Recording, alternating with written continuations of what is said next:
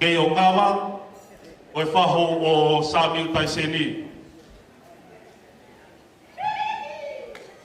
PJ.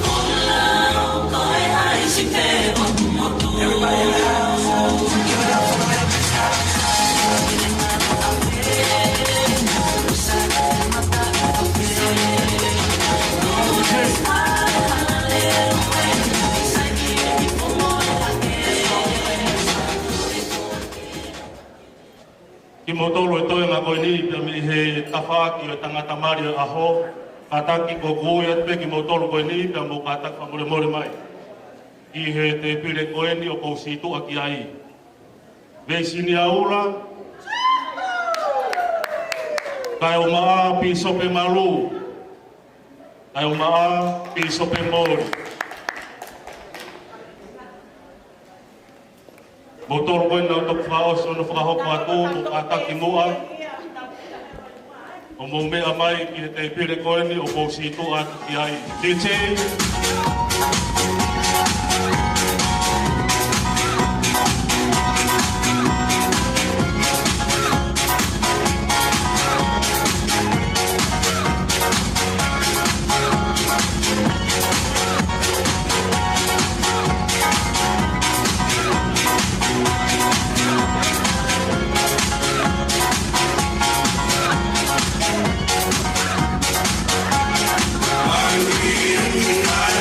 I'm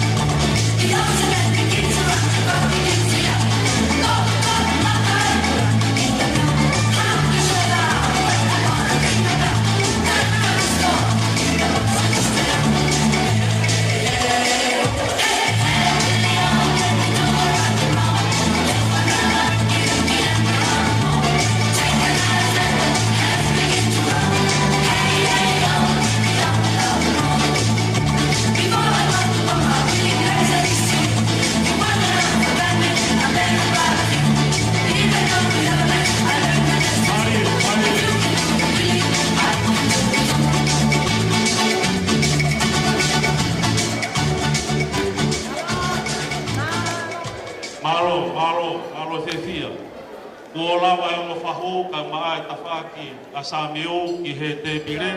A tak whamoremore ki mo tolu koe ni. O ia tu mo hingoa ki he te pire koe no kou situa ki ai. He te riake Marine, Pisope Masima, Whaiwhekau, Atuna e Sarisa.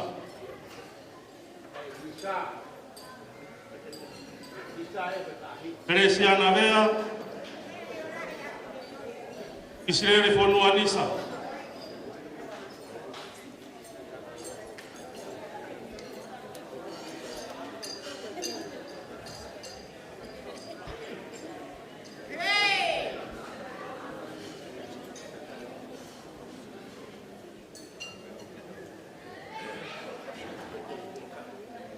DJ, voi vasta e mena mai a mena tō.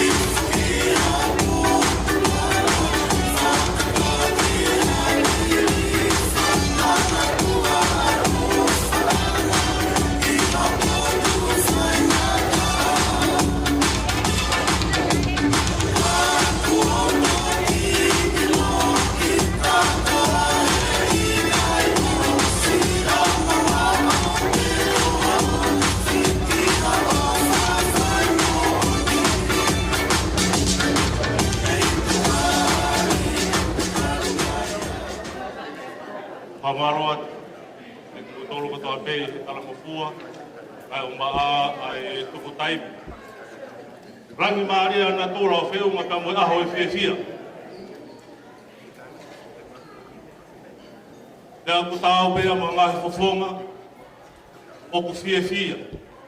Marimari he eiki, e mahino koe aho eni, koe aho na tateu ki ai.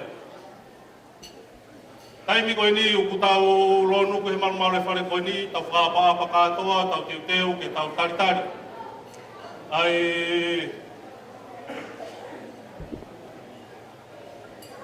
Kamasi ka mai tahine mare aho ka ma ona ka fononga o ko tu ko fai nga mare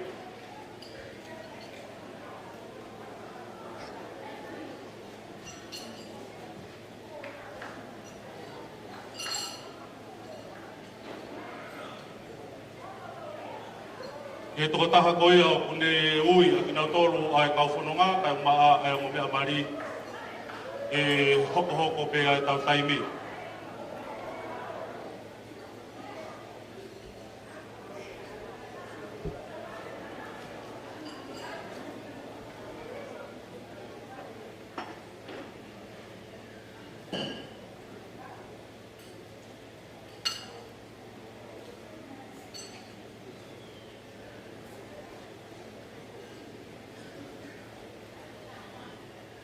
DJ, o haka hui whakamoko ai kau kikine.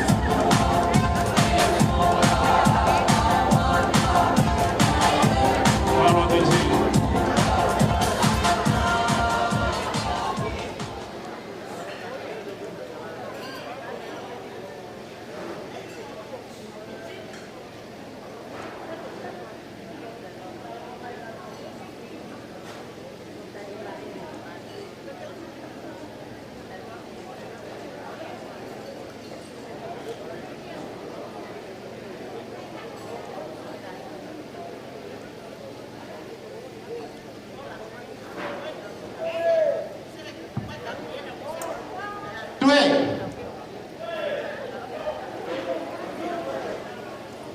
Kali pamol-mol akan motor. Kaya nga ko ay. Pito no ang lupaat mediaw.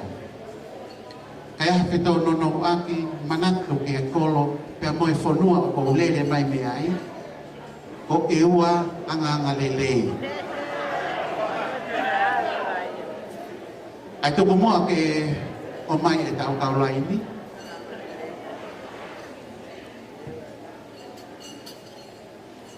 Pamole-mole DJ matetewa nga ki pasiko ini omay ay itaw ki longai panau nanau kau mai lain ko ya ahoni pabe ko ki mo be amani.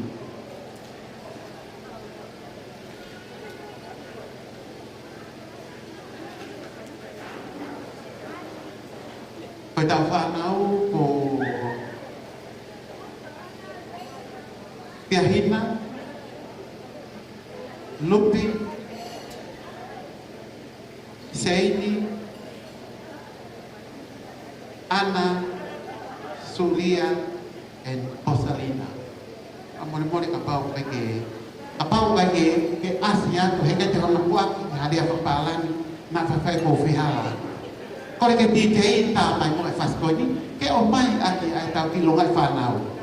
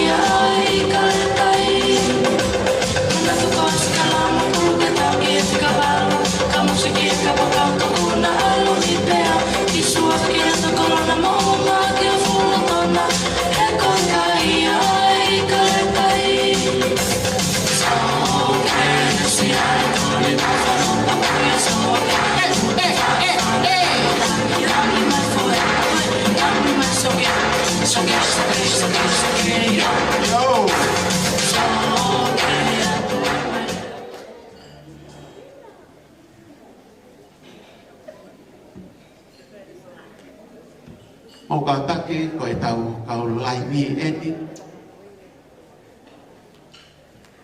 Melissa Lina Nisa amore more siaosi tahu na ta kau mau biar asli tahu na kau lagi hak kau ya DJ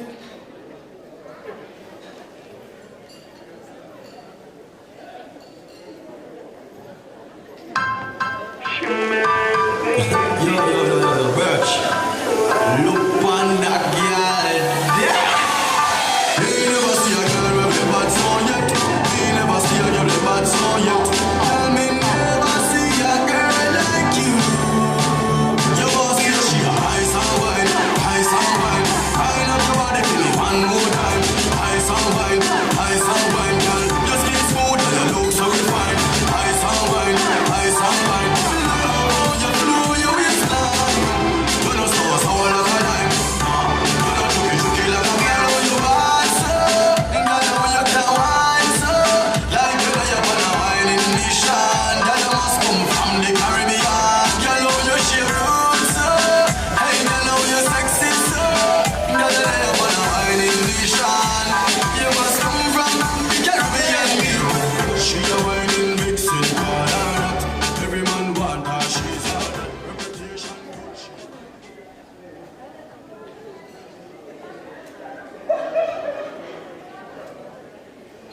Ohon hoko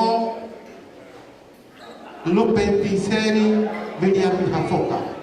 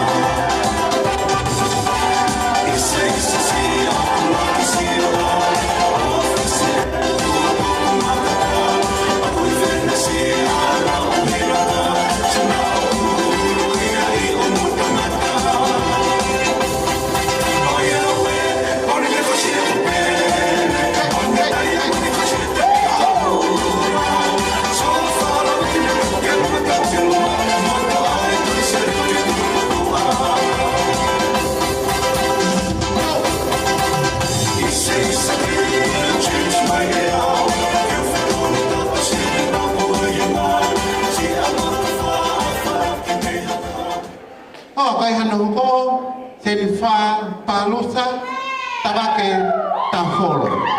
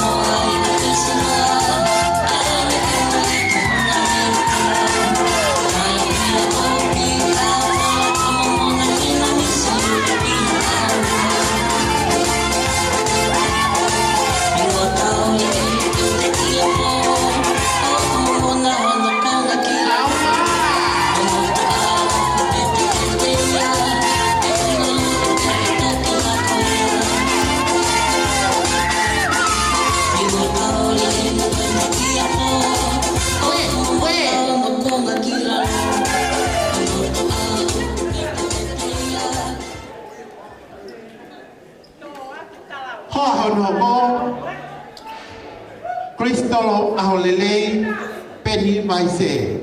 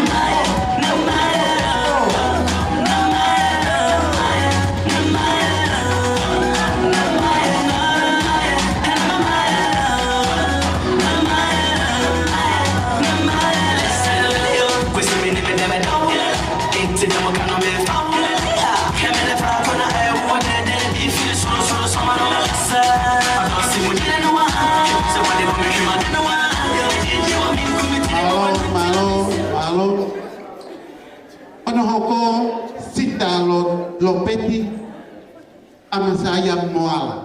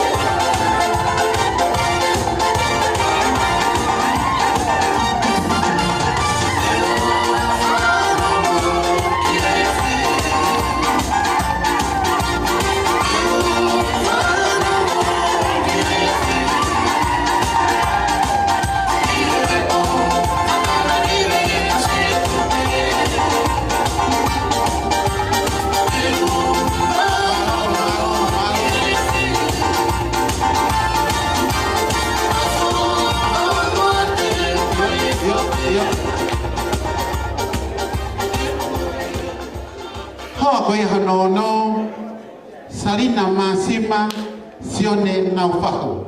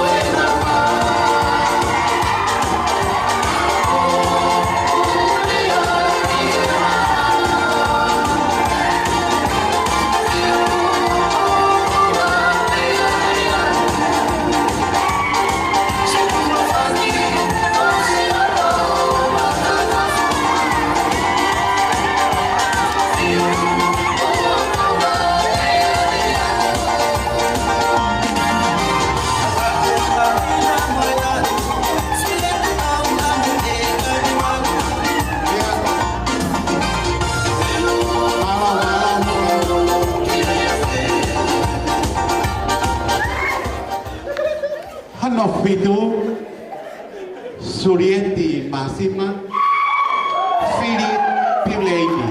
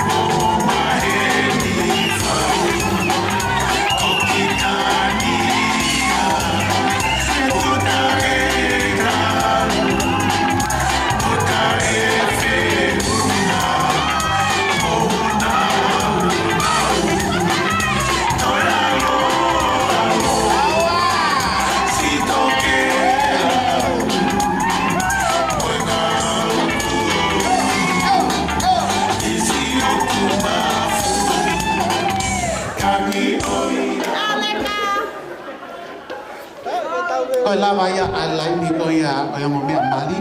Kahit ke ngalo si ano fakafia ayam mamatu. Aku mamatu anya tahu di mali.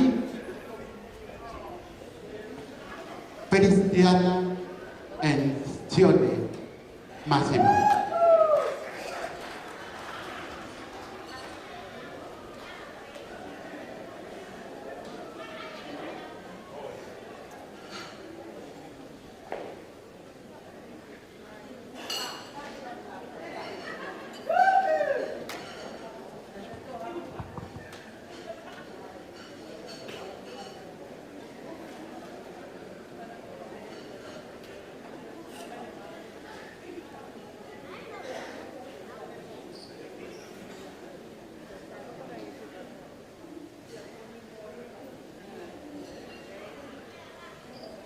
Ki fai kamali ko ni tuku ya te ki kore ko ni pe mi pareni pamoi mori o ya ka un hanga poloka ai me alere ko tuku ya me ngawe ko EXD anonima si pamoi mori ka ko me alere ni ki mu ta ai makanya tu na ko habelere na ta mi ewa pe na pa ni ana to pamoi mori me a tu ke pa ni Heki hong nalere otubu ke matatahi.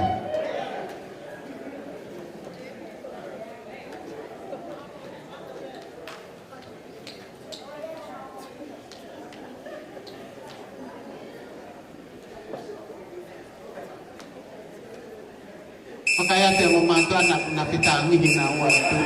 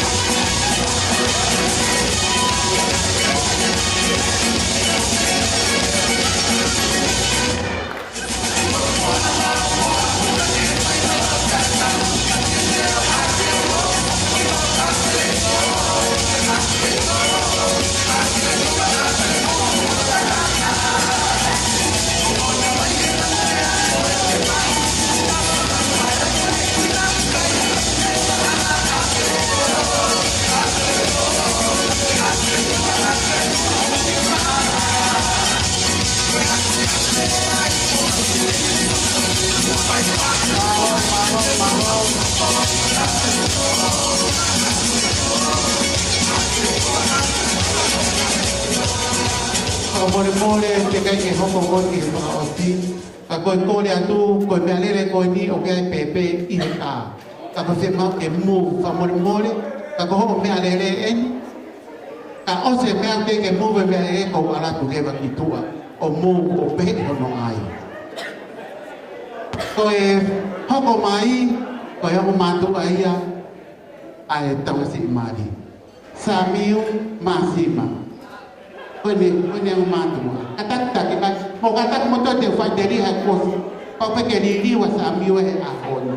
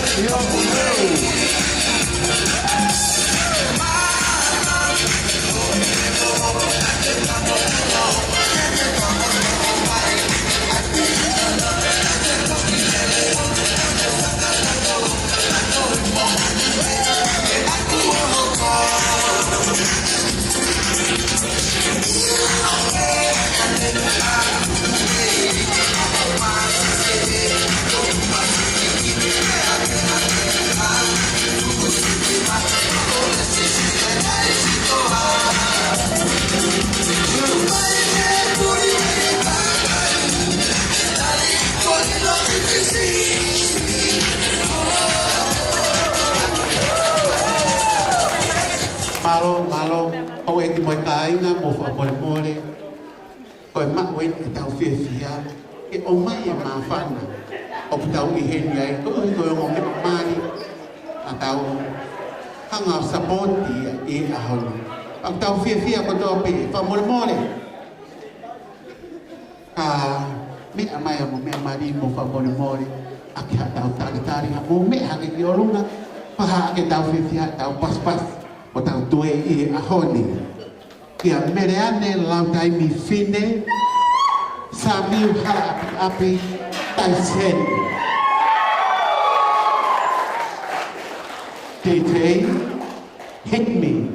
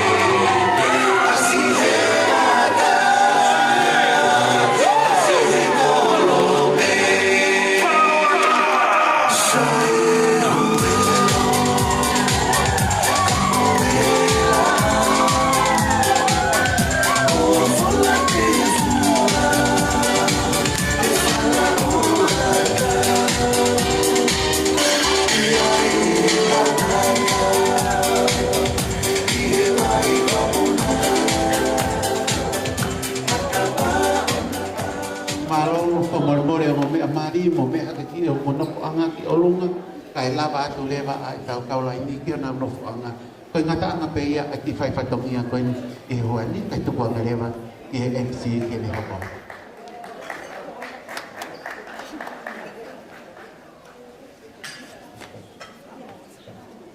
Alo.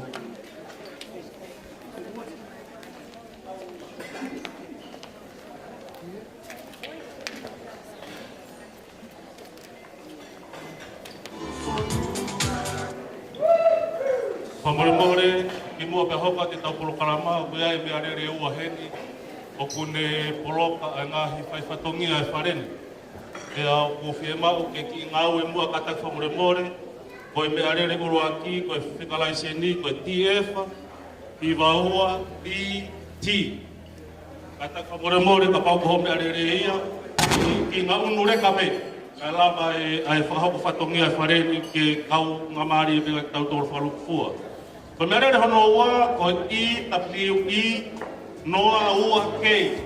Ka pau pe ko koe o kuhau e me arere koe ni, katak whamore koe pie mau viviri e nia ai whareni. Ka wawhia moe whahau whatongia whai ki he ngahi tawhaki ke he. Ka maa ai me arere hono tolu, koe P for poi, P chi, noa nima H. O katak whamore. He kei ke a o mini te taha e tau ngā unu e tau me arere, te tau whoki mai o hoko, te tau fie fia i e whareni. A koe uhi koe fie mau ai ki nau tolu, nau tolu ai whare koe no tau iai hea koe ni, o ko fie mau ke ngā onu rewa. Whamaroa to i he polokalama ko hiri, au taitari rei ai tangata kau maa e whine o ki nau ai aho. Tapki he awhia o tua mafi o tau lotolotonga. Whatapu atu ki he kau Peteriak, kau Paresten. Whatapu atu ki kau Pisope. Whatapu atu ki he hawhaolonga, kau mai kau takilotu hono kotoa pe, kau loa nuku i he whare koeni.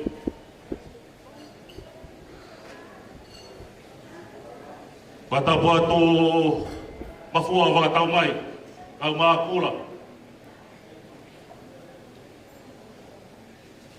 Matapu atu tawhakula.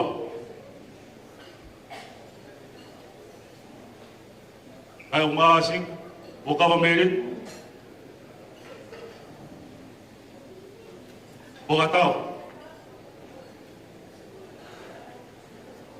Matapu atu ki he whanau ma whamaupuna. Aki nau tolu kotoa pe, tau lo nuku he whareni. Tala mo ka apui. E tā pia moe motua a whai whatongia koeni. E tata ke tau polo kalamai a whakuloa koeni. Tala mo a wha ke whatapu kai kamata e tau katoanga fia he aho koeni. E kukore whamore, e tangata eiki Pisope a Samiu. Pisope Malu. A tak whamore. Mea mai mua tata ke aki tau tolu halotu. E tau tok hoko atu. Malo.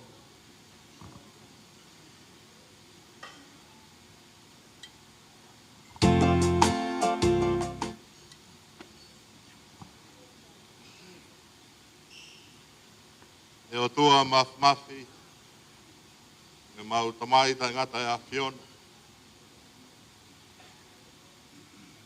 O mau haka he lanku o tau, e koloa lelei, ko ke whai tā puina ake ki mau tolu ko whanau. Ono ho malo to he whiwhia he aho koe. E tamai, ko uhi, ko e whiri, maa ngonga. O whai he taha ho whanau. O e tamai o eiki, pia pehe whoki ki ho kaunanga. Kaku ho o whoha, mo ho o whiwhine. E whau e whamiri, e langa i he makaturiki o eiki ko sisukalaisi. Au heni ko e whamiri, pia mo e maheni. Kau ngā whanonga. Ai ngā hi kupu whekauaki kotoa pe. Koe whakaha e poupou. Ia Samiu pia mo mere ane taisen ke ahon. Na behe ta mai e fia i ho mauloto. Na mo e loto whawhetai mo. Koe na whiri ki na nofo he hala fuakawa. O whaawa ka ki naua pe mohona hako. Ai ngahi tāpua ki o e hākia ki. Na mai e mau tangi hoa whio. A holau maari e ke te mau tolu. I he whakawhie fia. O e pangai o e aho koe. Oku pe moa ke mau whie fia. E koe koloria o koe a whiona i. Langa whare e kua whakahoko. I he tempare ho eiki. E silai ki naua ki taimi pe mo i tāniti. Te pehe whoki ki hona hako. Mau i heni pe mo e mātua. Sāmiu pe pehe whoki ki Ameriana.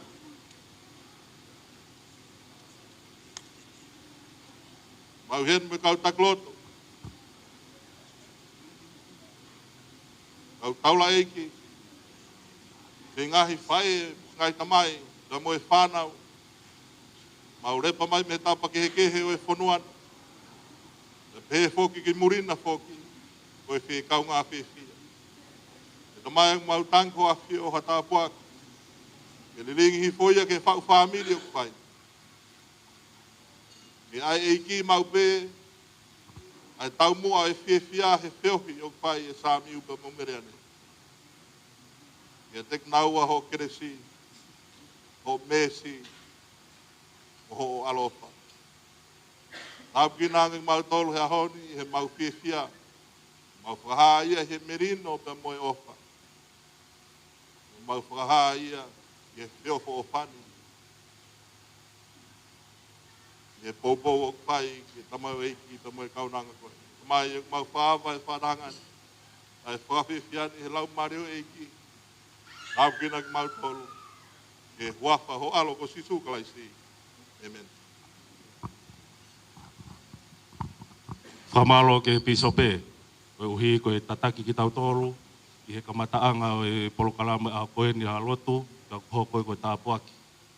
I he whiewhia, ka moe maalari o tau whai. Tau ongo i ko toa pēku tau mauiwi, tau mau keresi he ngahi koloa, o ku tuku ma ki tau tolu e a koe ni.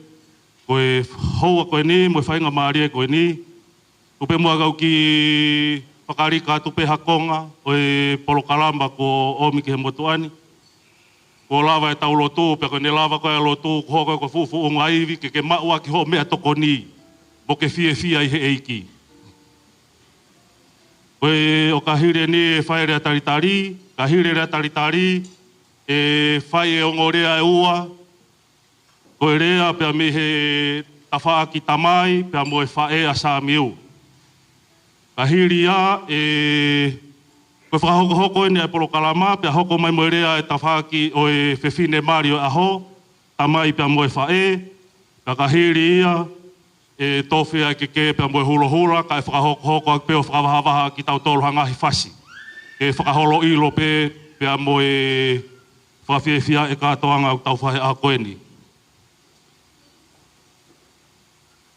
Kore peke o ho whanga tu he talawhatapu ko kamata ke tau polokalama aho koe ni. Talamu ka apui, ka ho whanga tu ai pe ai. Ke whafofonga tu ai pe he motuani, harea taritari. Whawhitai ki he iki. Hau whaki moui ki tau tolu, e whotou tōu pia mo visone, na e talu hono langa pia mei mua. Whai hono whakau kaua, Fou he ngahi whaingata, fou he hala whanonga o ku whaingofua, fou he mamahi pia mo e whiewhia. Ka tau tō ki tō o tamātō ki tauranga i he aho whakoloa koeni. Taritari rere i he aho ni e whanau mo whakamopuna hau eiki.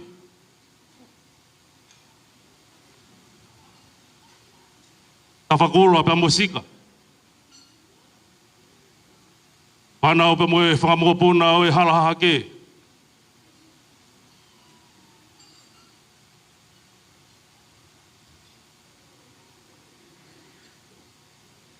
Ai tarere heni ai whanau mo whakamopuna, pare whakao ka maa kula.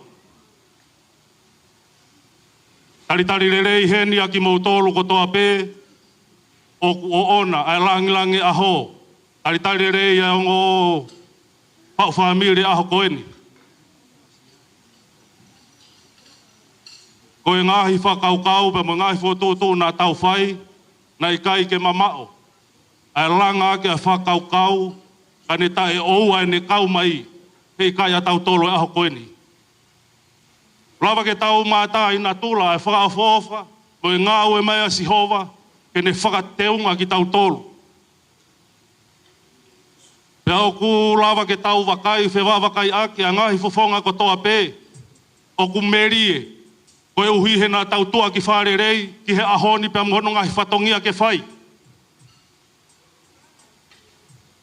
Kai he tau rea whawheta i he kaneta e oua ne kau mai, he kai ke tau mai kuna, he kai ke tau lawa ke whakakato e whatongia koeni. Koe ai o kutua e motua ni ke whafufonga ato e tari loto fie maari, ai tangata pe mo e whiwhine aho. Kai o maa ngāhi whahu ko toa pē. Kai o maa whanau mo e whakamoko punahu eiki. Kai o maa hamata apure moki mou tolu ko toa pē. Glo nuku he malu e whare koeni. Tawange ke tau mau e aho fia. I he fia, e langi ke tau hiki. He maa o lunga pia sātai. I he langa whamiri o ku tau whepoupo waki ai he aho whakoloa koeni.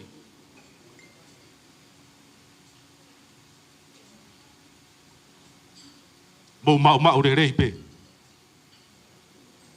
He koe konga ulu aki ena, o kutoe ngahi si te puhoko ke tau kakai. Na ilo nge kua umai ngahi si te puia kuia, pagi ke toi lava ko kaka. Ma o pehe he fia, o pehe ai e ku tari loto hanga maari e ki mautoro.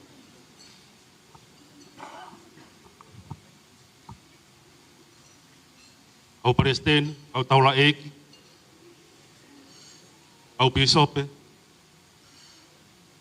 ai tari rei ki mou tolu mo e whamalo atu, whafufonga atu, o uhigo ngai whatongia ko toa pēko mou whewhua aki, o i kai lau ai hamawhasia, kai lau ai e tau hanga teke alangi, ai whare tau kamatani, e tau whiewhia hoko e uako e tahape, i he huafa e ko si sukaraisi. O iau pehe ai taitari loto hanga maaria ki mou tolu ko toa pē i he hoani, i he huafa o tau eiki o whātu.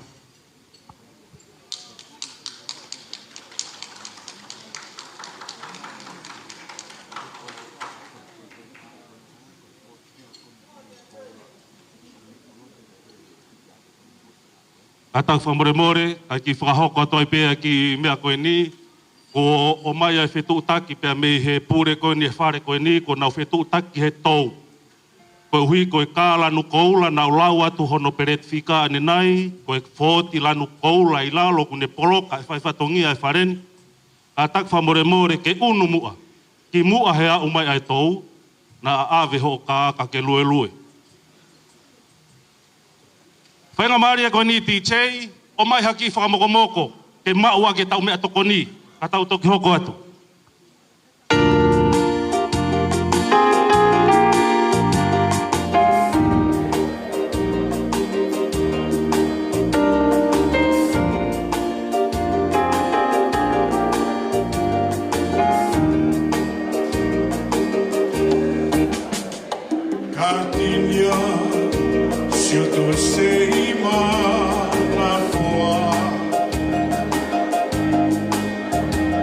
Ah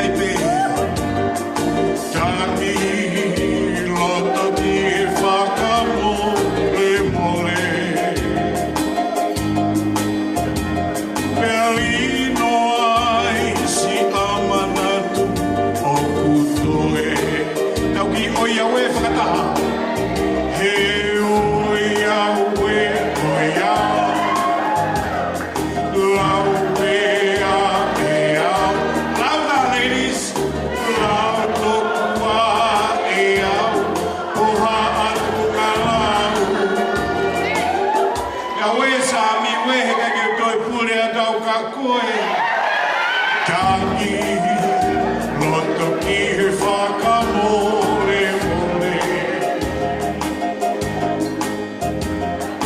Linoa I'm looking for one too Si amanatu o kutoe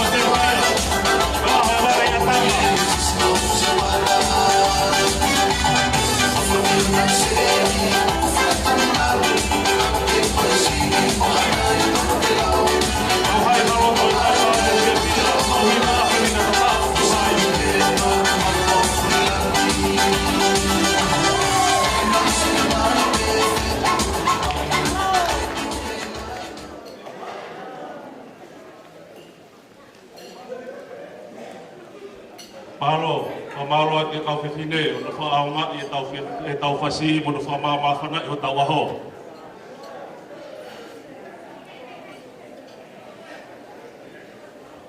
Toko pe ke o toi haraka kaua toi pe he i he ngahi whakatapu ko toa pe ko kamata ke tau kolokarama i aho whakoloa koeni.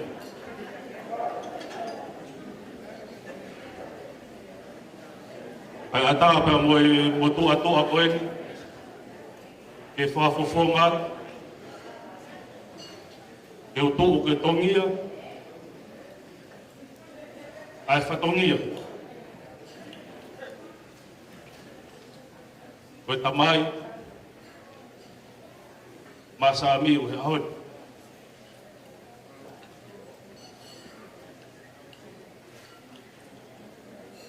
E o whafofonga tu he ai rea. Koe tala monu ai tamai, ai tamasi i mari, e aho whakoroa koe. Whawhitangi ke o tua maaf. Nā ne tatake a whanonga nā tau whai. Tai aroa, he nā i kai hata hai ai whai tōtooni, te pure ki nā tōra.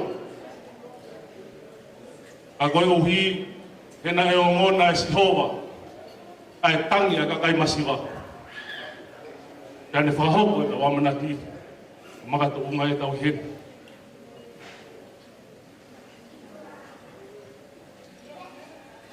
Te ke whai ai kuki i rea, upe mua ke o kini atu he haki i hala, nou pe, ke mahino hoku tuu a ngā.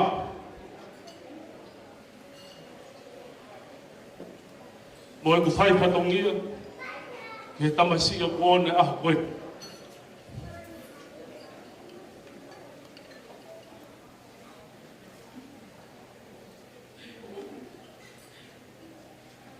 Ho kuingoa o Antonio Tupou. Gere mai pia mi maofang. Kolo motu. Ko hoku tupu a ngā uhinga e utamai he aho koe ni. Ko haongo mā a whaifatongia, a whakawhanua. Ko tuki fua. Koe motua koe ni na si mauhoa ke niua. Pea whanonga toi pe o kumi whanua who'o. I kai koia pe ka nei toi ai moha motua e taha ko hono hingo ako se misi wat. Nei whai tūtūni he tuki ke nofo auf a whakawhanua i maawhanga. Nei mare a se misi wata pa movea toke lau me hei o lupea kere haki. Koe o tangata koe ni, na e whakataru aki hona taimi. Na ia hona tō whewhine na tō taha pe. Ono hingo ako lupe. Ko lupe, na mauhoa ia, i he tangata ko wharesiu.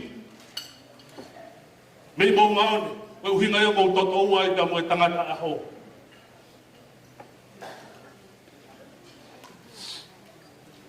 Na e omi e mo tangata, kona tua whewhine.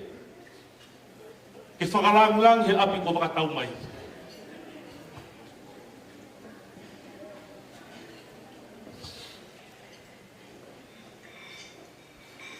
Na ia e whanau a lupe na e toi toko tō lupe mo ia. Na e toi taha whewhine pe, pa toi ua tangata. Ko whewhine ko anapolo. Toi mari pe mo ia ki maofanga, hako ai kau ki ola i maofanga. Tangata hono hoko, o so siua. Toi mari pe mo ia i maofanga. Whanau hono tolu, a ana polo tupu mea lupe, o hono hingoa ko taiseni. Ko e wahe whae tolo maofanga, koe haa aia koe.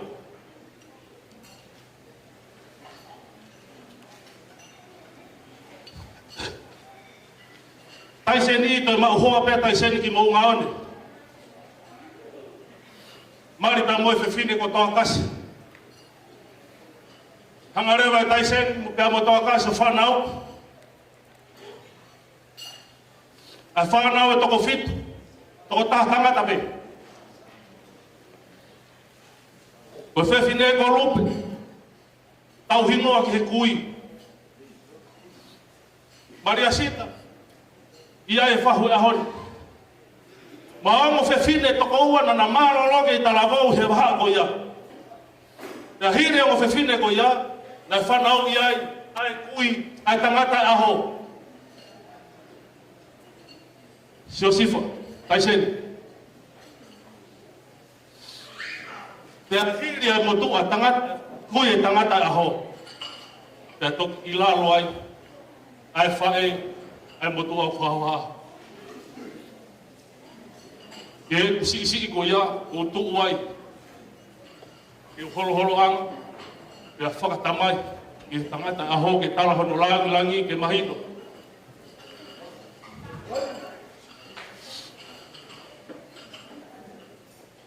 Ofa Samuel. Ia ma tangata kan ko talanoa ki ai, na tupu ai hingoa o ku ikai to hanga e whakawhanua ia whakanofo i hataha, ka koe haa apeo i tangata koe nuku ana aho. Ko hingoa koe whare whakauo. Ka koe kui pe tangata aho o ku tanu i he whaitoka, koe ho e tu mau whanga, whamore atna kou tā lakulaku. Ka koe langi e tangata aho. O kou whiawhia ai ke utuku, ke u whawhai ahe koe tamai. I he whai whatongia, e whangakui e tangata aho, na e whai tutu ni ai. Ai tuki hono tolu, pe mo e tuki hono whaa, ka whawhanua. Tau whiua ma a homa keri kao, tau whiua maari a homa keri kao, o ange ia pa mai kui e tangata aho. O kui kai pūri ia. Ka koe uhinga ia e kutuu i he hoa koe ni ke talanoa whakatamai, te ongo kou holo anga te he ahori. Ke mahino ko Samiu, koe tangata mo e whewhine, na tau tupu mai ai. Whamore at Samiu, ka pau kui kai ke lawa he motua o whahoha koe ni, o whai hoku whatongia whakatamai. Ka kua ke langi he ahoni, koe hui he na e tamai ho whae ke te koe, pia toi whae pe ke te koe, ka kua wala nima tuai pe ke ukau ngā pue. Ke hange kua o tamai. I he whai tūtu uni, le lei kua ke whai, o whe unga. Moha repore posi e ha whae re rei pa moha tamai.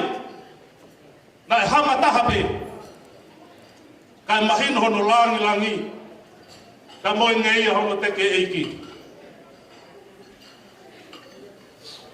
Samiu, i he eku tamai he ahoni i kou tala monuat. I he whiri whakapotopoto, ka whamore, moa e matanga ka maa a whamanau ka moi whamopuna ho eiki. Ka koe whiawhia, whakatamai pe i he whiri ai poha koen, heka i ke ulawa o longo. Te ukau ngā toe ai pe mo mawawa. I he tamai pe mo e whae na hiri pe ia he uma e taha.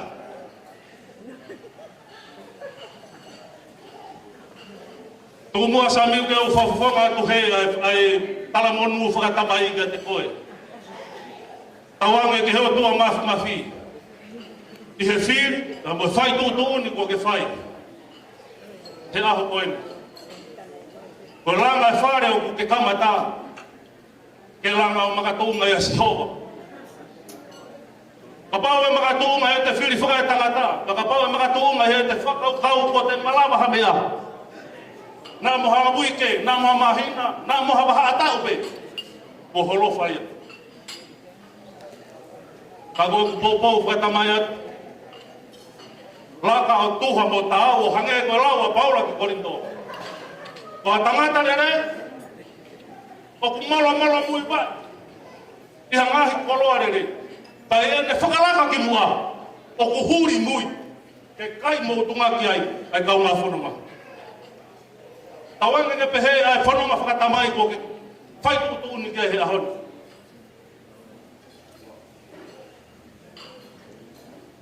Mea peo ko kore.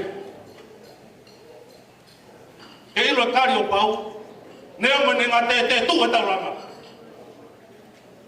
Te kai mana wahea pe si tua me hame. Ai he tai mana wahea ko ia.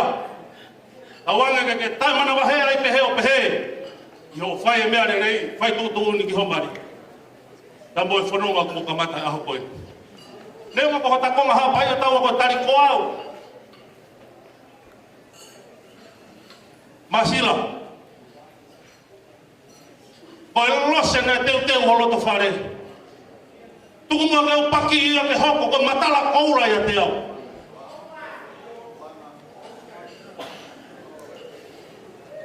Tukuma ke ala haia. Te hala whetu aho. Kauma e taini ko vai popua.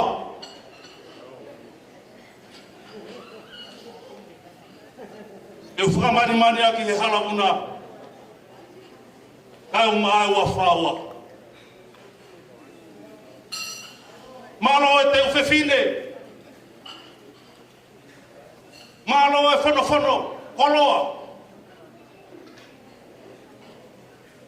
Nā kua tanu e ku whiri ho matai lose. Nā kua tanu e ku whiri. Ai kakala nā ke amohi. Kai ke makatunga i au whiri whakatangata. Ka koe whiri whakatamai, a sa mi kua whai he ahoni. Kala monu atu te mea anu katoa pe sa miu. Kala monu atu ke whamiri ko kamata. Tawanga mua ke tau whepopou aki te hea i peo hoko ko ngahi tamai le rei. E tau kaunga pou aki whakataha. Ai matai koloa whungani o kuhinga e tau whia he aho koena. Kala monu atu te mea anu katoa pe, e ati tau tolo e pia e ki rewe whahohaa.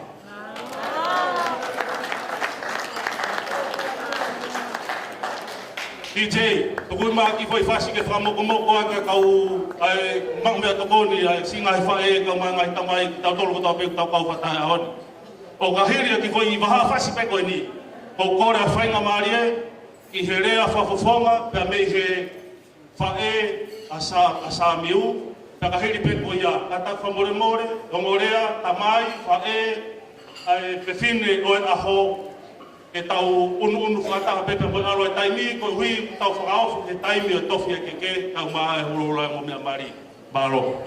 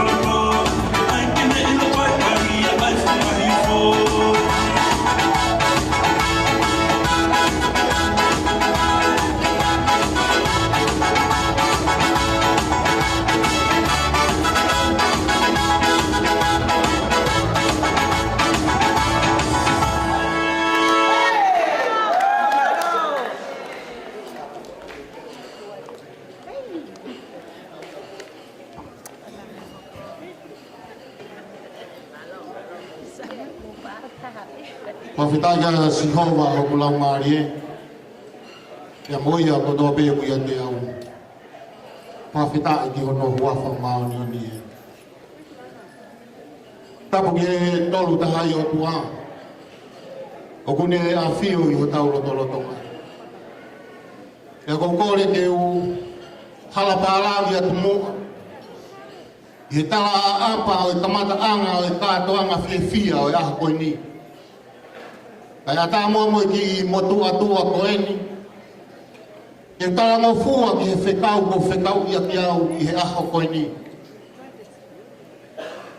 I tūu o whawhawhonga i e rea o e whamiri whae ko i a Samiu. E o teke e whakato o ku whatongi a ko whape ke u whakahaa tu au a hoku hingoa.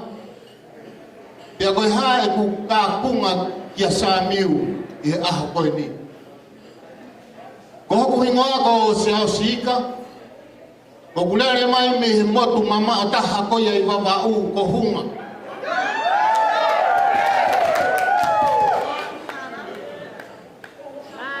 Pea koe ku kākunga ki a Samiu. Koe tupuanga koe o Samiu. Koe ne whae ko Mereseini. Pea koe tamai koe a Mereseini koe tangataiki ko Moala Piureini. O kulahi a Moala Piureini pea si e kutamai. Koe whanau koe a o kuiai a Moala. O kuiai a tangata taha ko tangi Piureini.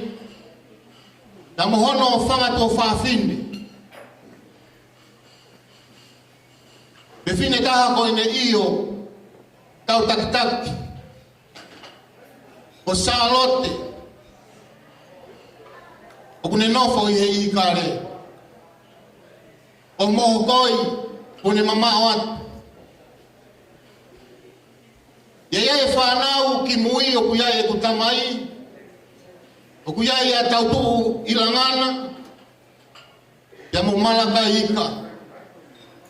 Ia koe si taha.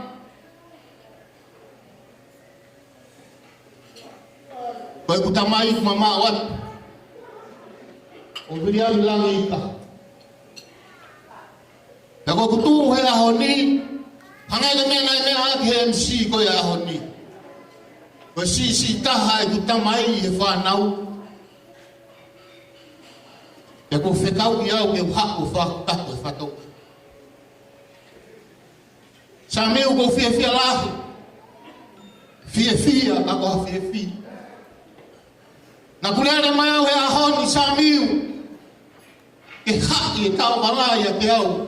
Ke hoko koe whaai huku. Ko mea pia nā kuanga ki ai he usio he kutamai. Aku hau ho whae. Pētina. Whikau ke hau peo whae. Sa mi o koe kai ke ai haku. Ka whenga rea aku. O kutu pēke whafofonga. A ho whae i he whiawhi. A kulere ato ne whiawhi ki he whaitu koe nei ai a Samiu. Pai mau ki whakawhamili ai. Pea o se whakawhamili pea u koreanga ki a Samiu. Samiu. Talo ku whanongo ki he whau ho whamili.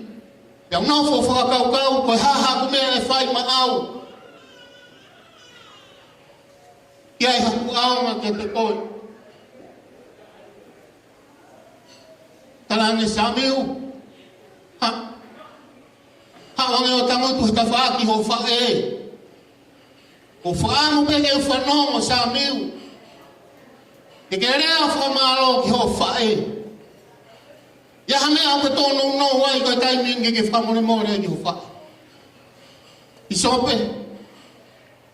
Nā ku whehunga i te auia ne whiawhi. I herea nei whai he whoha koe. Koe ne whakahaunga i ai ofa pe mo tau ki ai whae koe. O whamalo lahi heini, i he whamiri tamai ko ia, Sami. Ko MC ko ia aho ni o kumaria ka moku ki tua whewhine ki kaua sisi. Ako whiawhia ku maomai pe mo Endoni he whiawhini. Tala noa pe ko tanga Endoni ko tau ki mari pe nia tau tolu.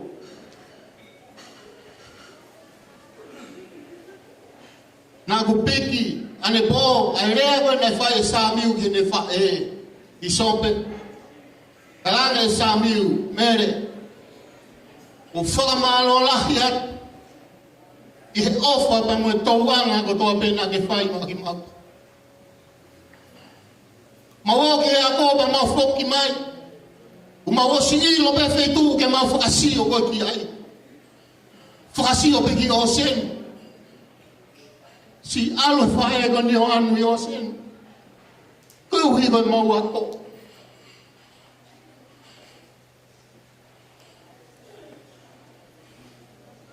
Ngari ko lawa he whae hame. Sami koe whatongia bia he whae. Ko hangai koe rea na whai ho whae. Sami ahoni ko tupuange koe. Alo ko mi homo. Ko lawa hoku whatongia. Lawa whatongia ho tamai. Alwa ho whaiteria. Mora o sia. Nea mana kona whanonganga. Ianga ia hoku meri. Whawheta i hukula umari. Samiu. Kake puri ia te koe. O whamano ku ke ngaro o mi ho whaanga. Ke hao hoko koe lose ho tau loto whare. A loto whare na kai iloa. Ai loto whare masipa taha whanonga. O whamalo la. He au mi hawhe whine hoi hoi fua. Ke hoko ko whato la. O hangai ko whakahua ko whai. I he aho ni. Au kai ni pui te ke more Samiu. Kai ai hao more ko more aho kahape. Aho ua pe whoki mai.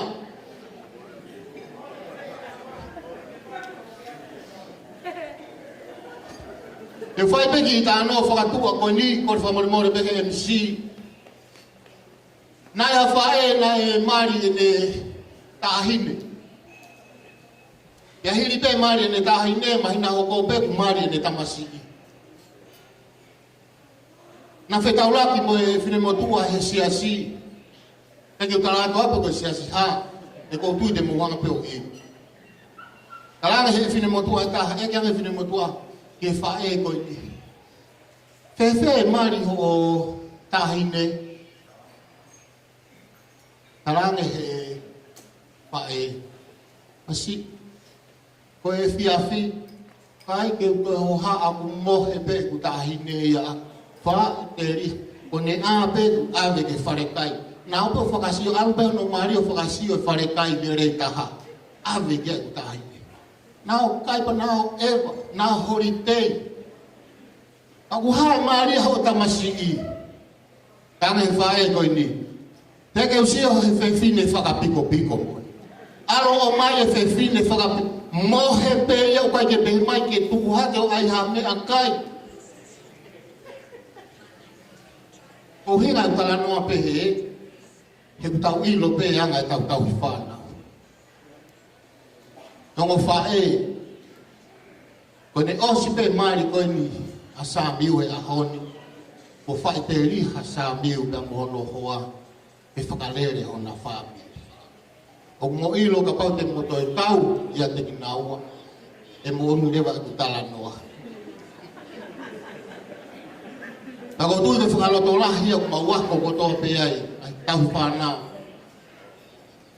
Samiu whakaospe kurea he ku, e te lahi polokala. Mana tui ai whaafamiri na tau whaia ne whiawhi. A pau pehe kai te mo whakawhe ia sisu i ho moloto whare. Pia te mo ilo pe me ai hoko atu hange koe rea na whaia MC a kone. Sami o wana ngal. hangi ko rea na ke whai ane po. Nai mahu ingange ki ho wha e ai lotu ia te kumautono. Ia koutui i whakakaukau na moe rea ko ia Samiu. Tō rea ko ia, a ke whanau ngai pia mo o whanga. A ke maa waha rea lelei, a rea ko wheunga. E o atu maau pia pihe ki ho o whanga.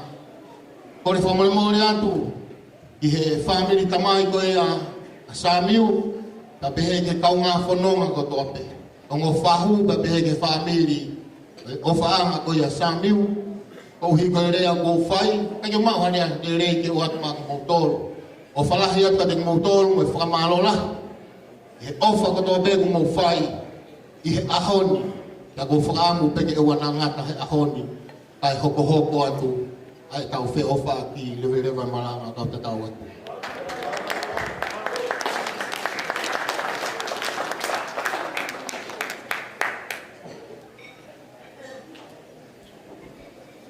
Whamaro ki he rea whawhawhonga e whae a Samiu. Whamore more o ko alu whataha pe ai tau whiawhia pia mo e pilo ai taimi. O kore whamore more atu heni, ki he rea whawhawhonga e tamai pia mo e whae. A me reane maasi matai seni. E ho mua he taimi koe ni, koe uhi he o ko apia pe taimi. Matatau ki he alotama ki. I te, toko mai mua ki whase na ke whawhawhonga ki anga umore a koe ni whamure mora.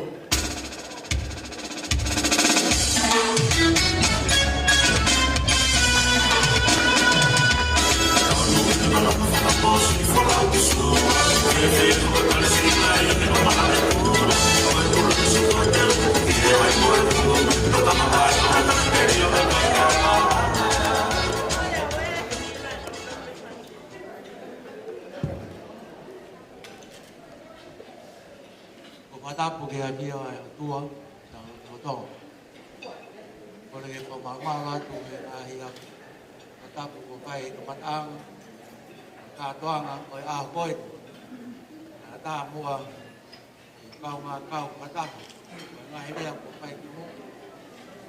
Nge ko ya ko mahe ai a koi. Koi ma tala ko ku ko to pe ki he pe kau tu mai.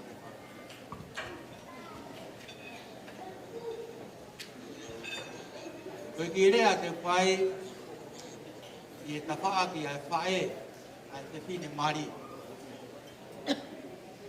Ia koe ne whae ai te whine mari, une whae, une tamai aki au. Ka koe tamai ai whae ai te whine mari, whalahia hoku me hikitanga. O taha pe hoku me hikitanga, aia, mō puna kumari he aha koe ni. Koe ne kui wā, o mehik tangai. Ka koe ai ko, te kāwau e he kuru motu a. Ai, i sope koe ni o Isleri whanua nisi. A tu ngai ai, whanau o bulalahi. O pau ki te tala o kua. Te whikau o mai. Oi ai ko pia apito e whanga mari e a koe. O whanau o pe ngai rea. Pia o pehe pe koe tau tangata o e a koe ni whanau i he whanua muri. Ka koe whanau he whanua muri o kupunau. Puputuku apito pia whihi ka kina tō ke mahi noi e tau mea whakatonga. O au he tau culture a tau tōru. Kau ko mahu inga au pito. Ai tau culture. Ke puke he tau whanau. O whanau he whanua muri. Kai kai ngatai. Ke ave he rea. Nai whanau iai ki nau tolu he whanua koe. Koe ai a koe ni. O whaamu pe. Ke ulawe atu he au koe ni. Ke he ongo mea mari he au koe ni.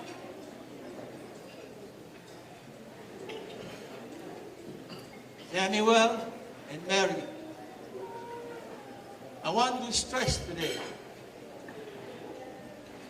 message and something I believe it's important for your journey. Because your journey is a long one.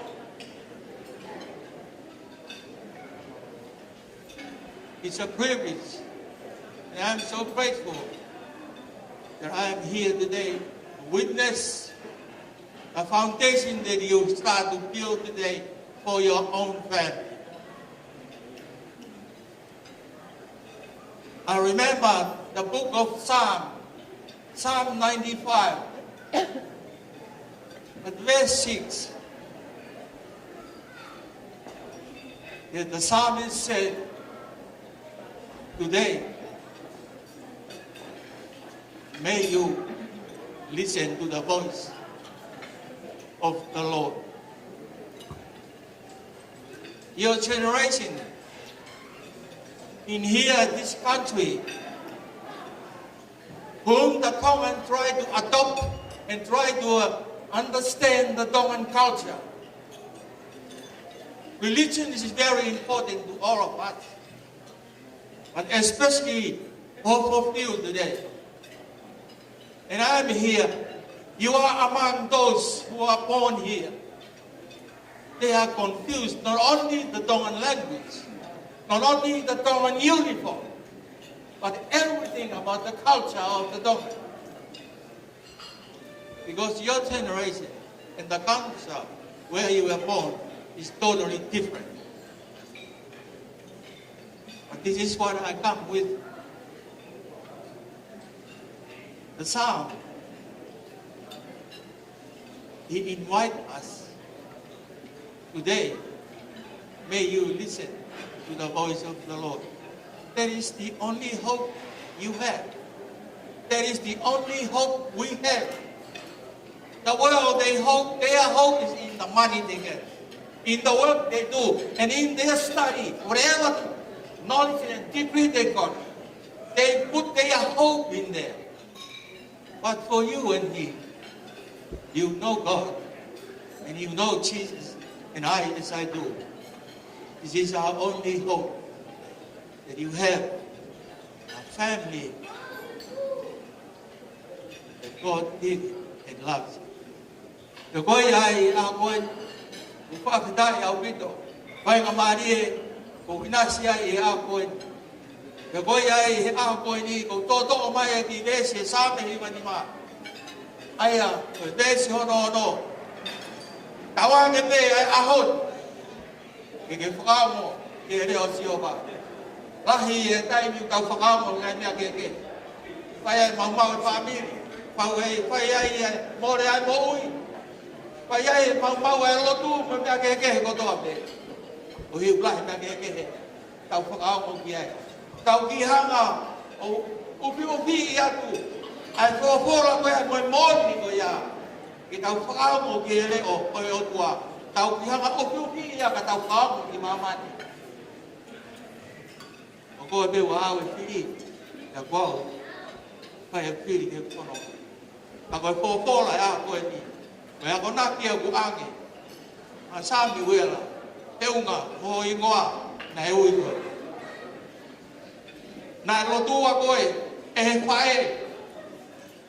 E ana ia siho e omi ane ta pena e omi a sapi wela e don te ke mahino ke ate koe ke popo le nei si mere ko wife e a koe koe ai e fia pa malo awangi be ai fia ko pai e o mo fa mini e a koe ni mawomi ke mautau pata pa malo ke e ki pa hoko e a koe ni Kenhanga of Kailomari, where Magatunga, Nailanga, Homo Abi, Hea, Koji, Nailanga, Ogigai Koloa, Ogigai Kopanga.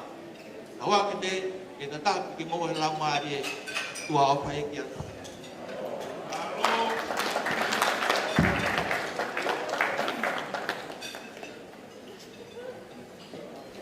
Tu hai mapaspasi. Oh yeah. Mai. So okay.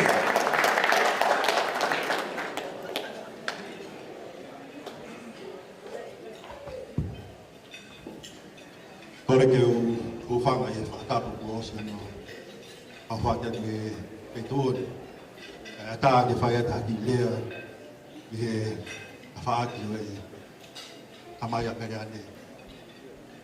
Dia aku fafilah dia doa aku tidak masih aku isi jauh ke kata lagi. Amaya. Dia mau bawa be atung abe isi. Upah be ke fuga nak tongnya betul abe. Kita lang fuga. Jika kita lang fuga kita bawa lang fuga. Yehowa itu bawa ko ini. Tapi yang family yang mau fia Yehowa ko ini lot homa ia mo ni dia wada famalo. Dia tek motor ko ya ko fanga mari. Ulava tau hen ya. Tau hogo ko bobo. Di fa family ya ko ini. Kita hene ke mo ni lao polo pola. Toko ke ilo ke kakai ko to pe ho ngahi ngangai le. He wofi ya.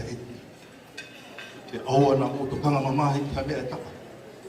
Na whakahato mo hori i he lot. Ni lot ka ma koe au kai. I he langa whaari koe hako e. Ka inga. I he honi he whanongo ki toko taha kuni tatake ak tau tori a koe ni. Na iai rea na re pehe. Koe tawhaki he ma. Koe whamiri a o sami. Ta ko hok tawhaki ma ka o. Koe whamiri a mai. Ka inga.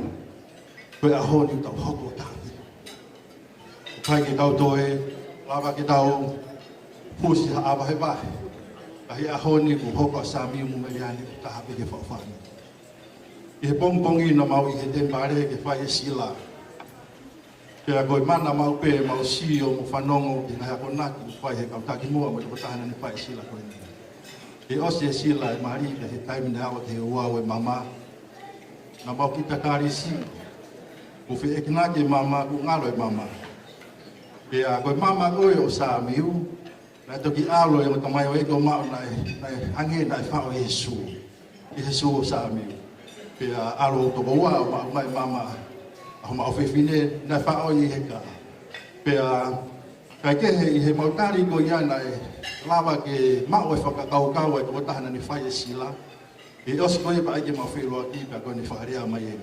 O kofa malo ke sa miu masima ya behe ya merian masima e ka inga ye ku whanongo ki herea ko ni na e ko ilo na e sio mahare kau ka sia ka hare o mari mari pe mo sa ke piso pe malu o mari pe ka kono uhinga ne ka inga ko matu ko mo piso pe malu o go fia pe e ko alo go fine me api ka hiki pe me api ki api. He ku nofo ye ko isope mo tau hi me kwani te merian. Ko mau tu ha mi fine e ku ada fina. E me fere me. E ku fia he ku ilo ko. Isope manu ko tau hi sa mi u me kwani. Ya ko fia e alo ko fia ko ni. Ko hiki be me ka hiki api. E ka ing ko mau afala malo to ma ia mo foka malo ke te ko to. Merian ko fe unga a hon na mau tala pe ke te ko e fie ka ia hon ma tu bon e ko e hoko ko fie sabi ma wa fala ke te ko mana tu mau pe ko ke ulu fa mi nga he re mo nga he mo no ia te o he tamai he bani ma hom fa mi ma to unga e te ko ko pao te kita tono ko family ko yang he ka ko ki hanga tama he bani o te ma ko masi wa o ki pai hale ki fa malo ia e loto honga ia ko talia o fiti ko mo tu masi wa pe en ko fo fe kai ko o mo le ta ngata e o tu ko ni hanga fa ko ma e ta mo ko ko ni te ya ki ta to ya tai ke tau whikunga mo tau, ke tau toi whoki hake, nofo whakaha ke moi. Ko wha malo hen, yo kainga, me habelu ri, o nau asi he. Yo mau tupu, wai kunga me habelu ri, yo mau te tupu, yo hau wisha he mea. Ka ia hon, yo mau whiwhia, o mau i heni, pe neu mau toko si, a mau whaapa apa pe mro ta honga ia, e koe family masiva heni. Ko maafalahi iso pe malu. Mo ofalahi te ko. Fai ho ta fatongia. No tauhi. Ai ho fifine mo fo ko. Ke te wa kinau. Ko hia ka ngai ta buat, ngau kinau ma. Famalo ke familia. Eki. O te fi hene family me hasin. Famalo te motor. Ngai to kon mo pe fai ta ke fi ha ko. O ko maafalahi motor. O fama oni ke te motor ho ko ni. Ko nga mo le ta ngata sisu pa si o ko. Ai maka tu unga dia te ko mo. La ka ma ngai ta po. Lo to ma lo mo ni ofa te motor. I wa ba si pa si amen. Marie.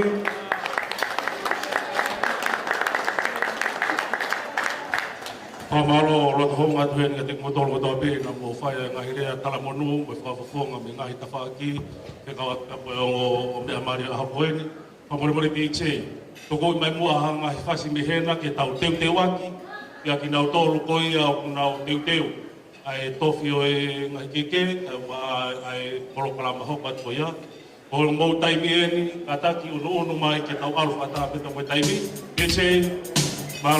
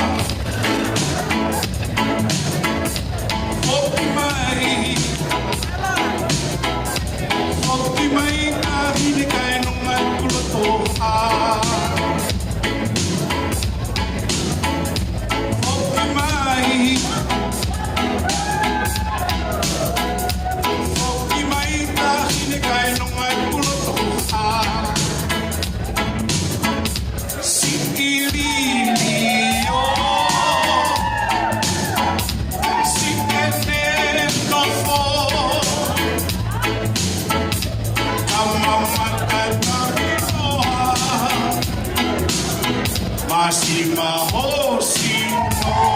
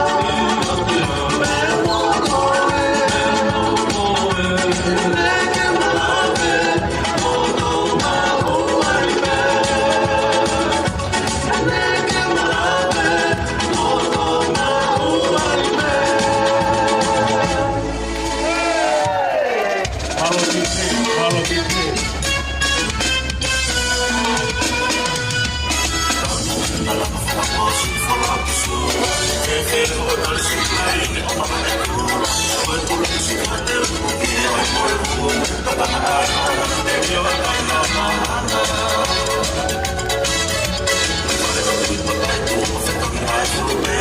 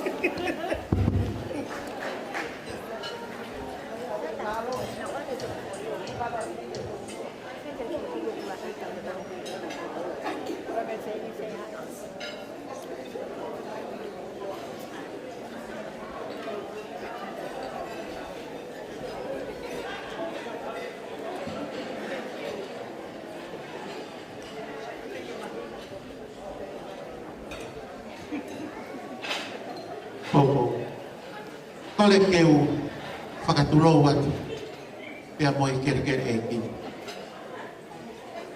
Talangata ya te kita o whai itu mama. Ai ata mo e whai ha whakahoku whatongia. Koe anga whoki e tau whahoku whatongia te monsio mai koe whine motu a whine. Tene whai e whatongia. Ka mo iloi mo ilo be ai ponua maulele mai me ai. Ewa anga lele. Pe au ui pe ia ko ewa masan. Pe mohanga ilo i o mix ai ewa ia mo ele whakapilitania. Ka ko au pe taha nai kai keu ilo i harea whakapilitania. Mata tohi ai kakai ia i he maa moi mata tohi keke kako mata tohi na tahape kako fu mata tohi la au pito na hiri faki ko kulu kana kai ke hao ya kono hinga ia ko more ai ho kulu kai ke ilo pe ko ha ma ko ha pe te motua kai tu ko mo ke whakaha tu ti o tohu. Hingoa, ka mohoto uhinga. Ko hoko hingoa, ko si mo te mas ululua. Tayalo, makawaha, ta whoki mi he kōpi. O pehe pe ia. Kasi o ka mea kurerei. Ria ki ia. Hei ai lewa hame a kurerei iua, puke mai o e whihi. He koe mea ia e waha ia mamani. Pasi aku lere mai pe me fonga ai whakahoko mo a kita ke he uhinga o ku te tuku ai kia mei mo ani. Koe kui a mere ane whewhine. Koe ku tamai ku tangata o ku lahi ku tamai e koe a mere ane. Pene ayanga fefe kono o mai au e wa o fai fatomia e au e koe tu ang moi kai ang au o mere e au ne o e masiva e ne o e pare herea ka koe pangai koe ni koe pangai a oko ke o fie pe ana e ki me ana tamere ai au pulau maria e ahoi. O mai mo kau fisngawe. Angai na to tu wa hin kem no to ta hai fare. O mo ilo ko e ko tamai me ata te mo ewa. Ko e fa e ko le mai me niwa. Fata olua niwa fo o kai no fo ova i mata aho i ewa. Pero kai nga niwa na mate i via tevo o hoko peo ka na tolu. Ko le atu ki mo mate teu mai a e ko kau fisi ngawe mo ki nau tolu ve ko e whanau ai panga whae tangata amere ane te mo kau ki motor na kau laini mo me i mo otari o whanongo mai. Ka ki mua ia e whakawhei ai ngō mea maari, mo mea mai mua i he kete e tohu. Peka hiri e kete, kore ke pītei, ke o mai mua haki fo e whasi, ke whakahok a ke hauolosi ai ngō mea mai. O ko goia, pe a osi goia, pa toku whai ko lau pisia.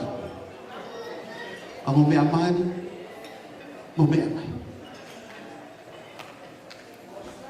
Mo kata ke pas-pasi mai.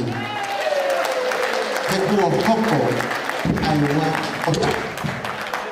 Ange o siwa tu ke pahinga ni ihi.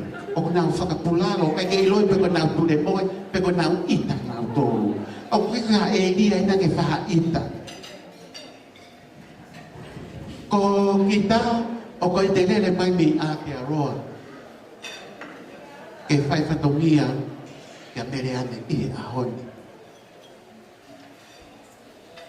Whakamore atu, ia ki mō tōru katoa pē, o kui he, ai tuku mua ke whakahok, ai polo kalama, peka hiri ko ia, kore atu, kone ose toke ke whamore, o atu e au, ai ki miniti e nima pe homo furu, ke mō mai mua ke whai tā, o ngā katoa au te ke he tau mai ate, te ala ki tua kumi olo mō tōru, ke whai tā, whamore. Teu vou morrer de pelu.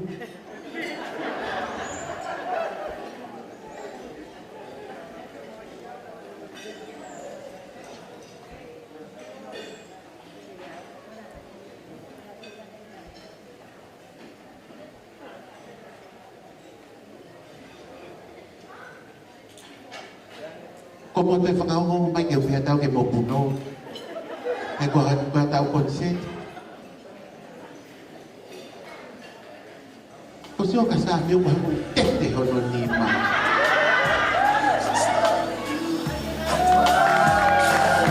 Mo ka sa ko pas mai.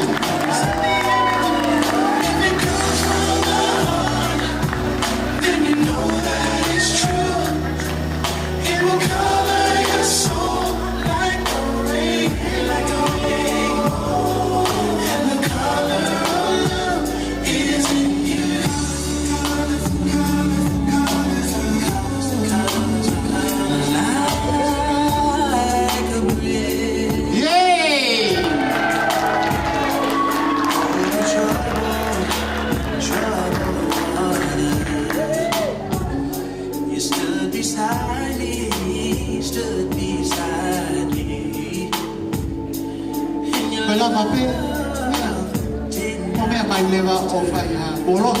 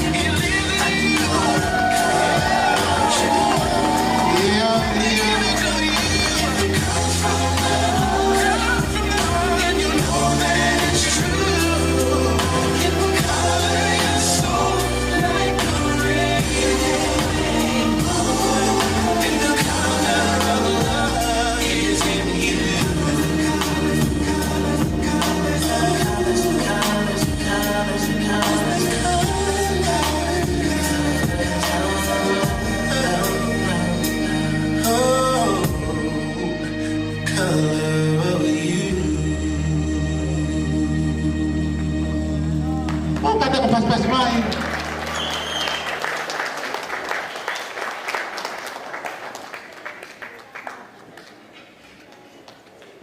What's wrong?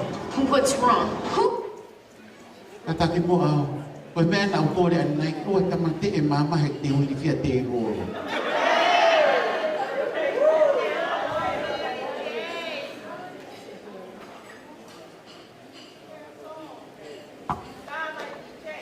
Pare mua kai atu mai i miniti ko ni ke faita mo yo mea mani kata ke ai nga ke anga mai e whahoko aki.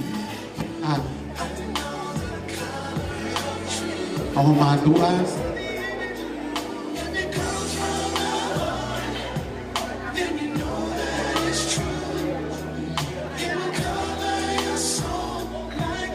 Kung siyo kung kumanta pure o kulit talagang taahe ako ni Gabriel.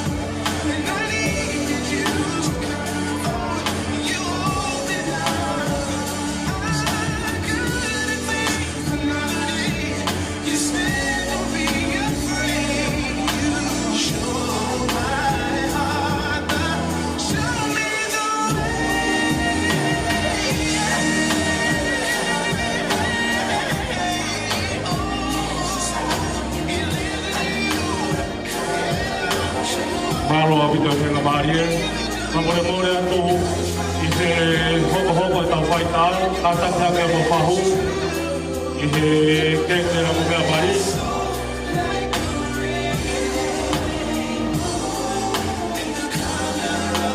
O gata mamore, o ki mo toro kotoa pe, te ai haku i misita, ta mo mea mari, i he keke i mua he. Te taulawa pe o hoko ne rei, ki he whakakate o ta, ka e Kalawa whaita mo mea mari, katakate ki mo tolu kotoko nei he te piripua.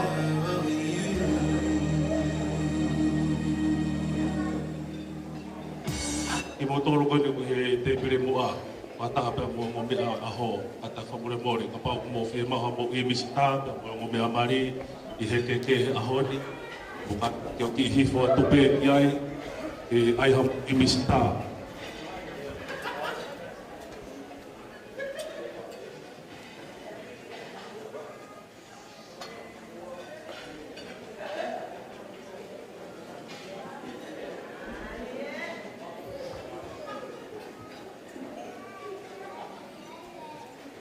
Malo, bukata ki pe o mea mari aho, o kina toro ina nau i he te pire o longa whata mo ki moa, a mo i misita.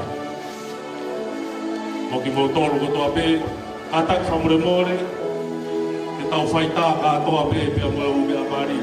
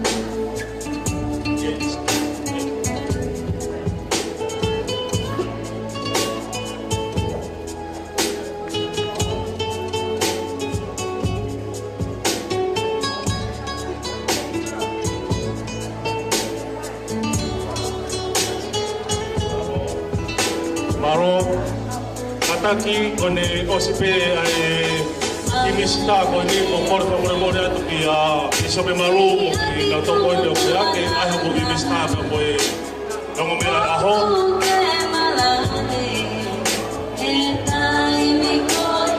kone osipe imisita kona ataki e ho ato isope malu pa boe on isope kone oronga e ai no imisita pa boe mo damare aho Angge ko kulau ki tau whaita ka toa pe.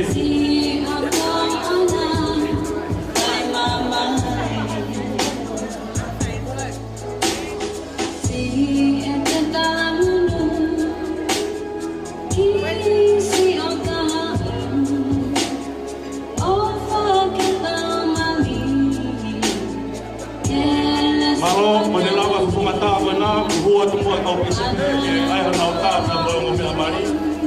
Tamo toki hoko mai ai pe. O mataki te tau whaita ka toa pe.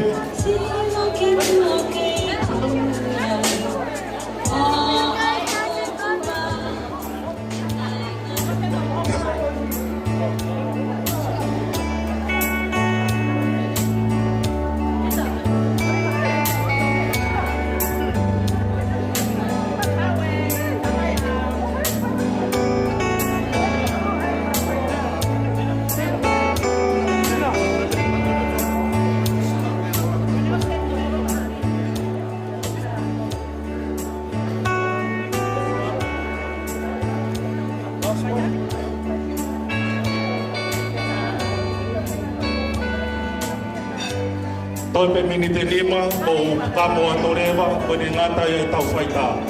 Nga tau tori e polo karama he kai ke pure e tau whakaamu e pure e whaito tuoni e wharenga te tau toro.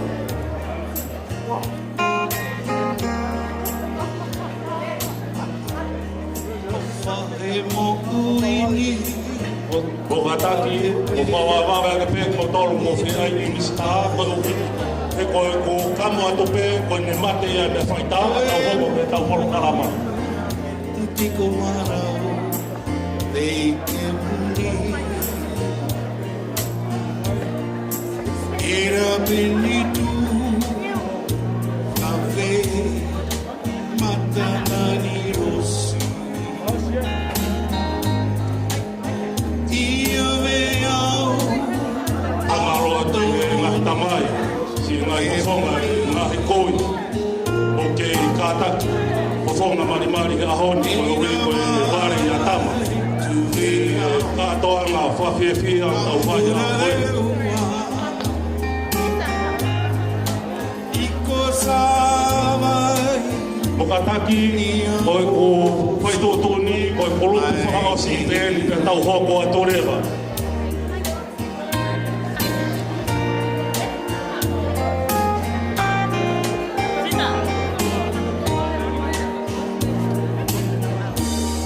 o whahe moku ini, ko patepe, Koe imisi tā whakaosi eni, ke tau hoko a torewa, ke tau polokalama hoko, ke tau turi, ke tau taimi, koe tatau, ngā ki mea whaitotoni ki o tōru kai.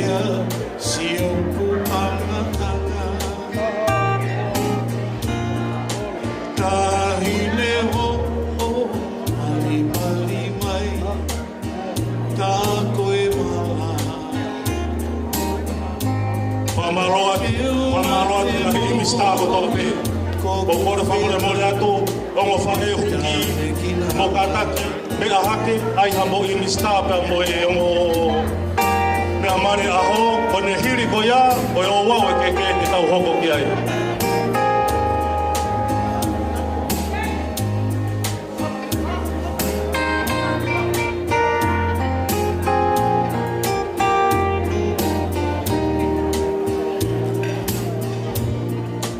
Era benitu,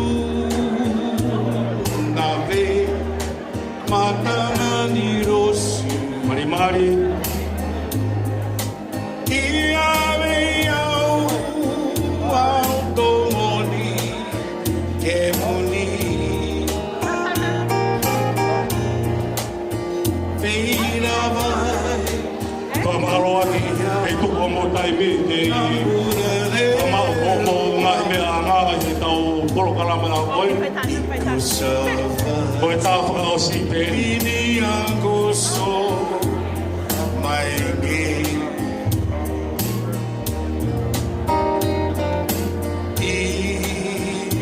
Isarei Lia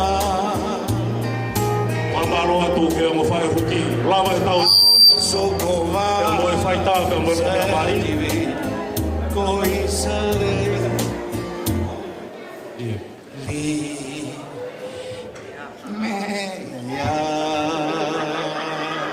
Thank you. Ai mahapaswasi. Malo te se. Malo hale.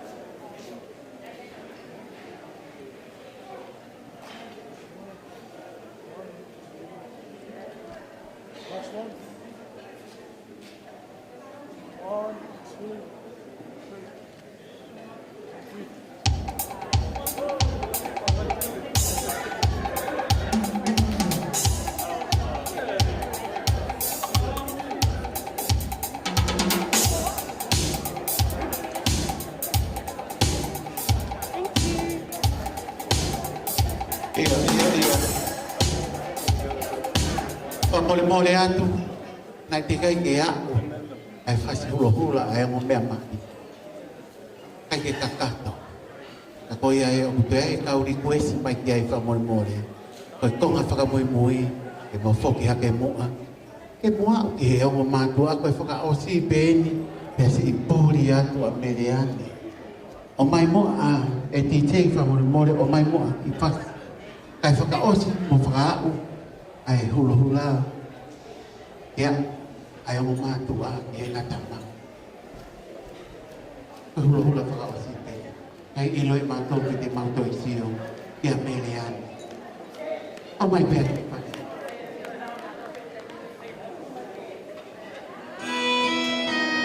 Whakawhi ai te o mātua.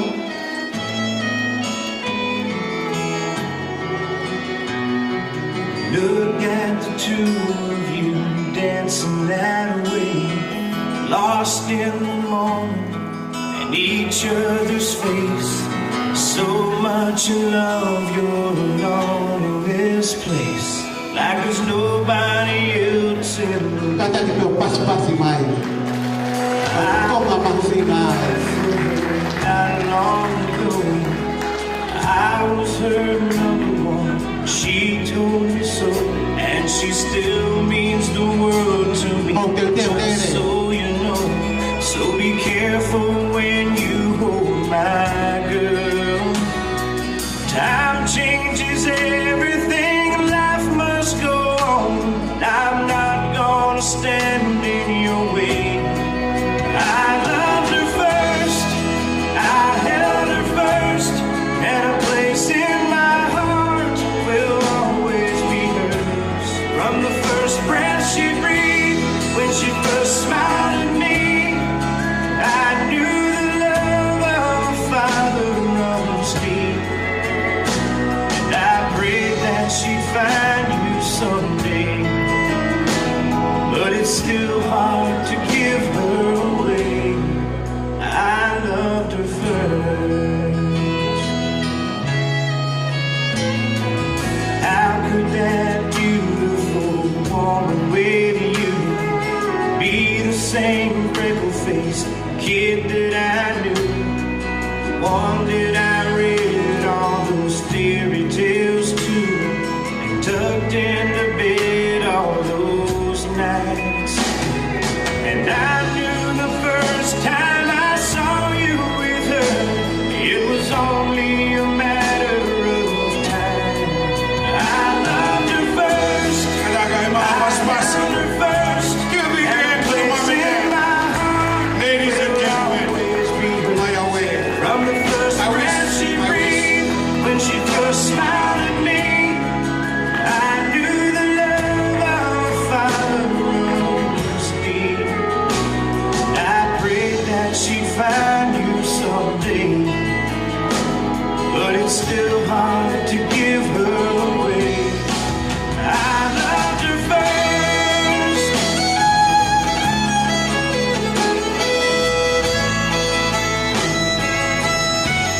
From the first breath she breathed, when she first smiled at me, I knew the love of a father runs deep. Someday you might know what I'm going through, when a miracle smiles on you. I loved her first.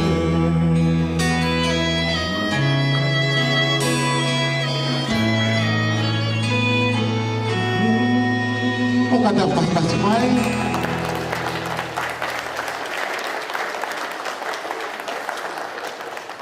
Ito gai lama ia. Yang berpakaamu. Ang tol ko to pe ini. Kata kita pakamuuy may buhay daw mama. Iya. Naingalo yan tiyaw. Kaya pakahato ko usma ko. Kung tatay fala. Ilolo ang may malu. Tuan yang ibali. Tuan nupu. Ay oway pangay punto ko. Kung huwag. Kau fifine ko ene iyo imatahina alatu alatabao ululua tayala mataba. Kau uhinga mea mo hanga tua osinga Maria ai. Na aku yai haki te mongo hok family hen kakake na usi hanga ilo. Peko haku family o o te mosi o ke he koe ka motu e wai ni ko motu ni wai ya pe ko pau pe ke tau alu ki tau do i he ne ose ose ka mari o te koe ngata angai e whapitu taki ato aku kai whai mo ai whatongia ko rea tu ki he e ku kau pisi ngawe mo ngawe mai pe mo wala ke poto he na osi a ko i mo toki a ka mo ka ala vale osi e mo si o mo toto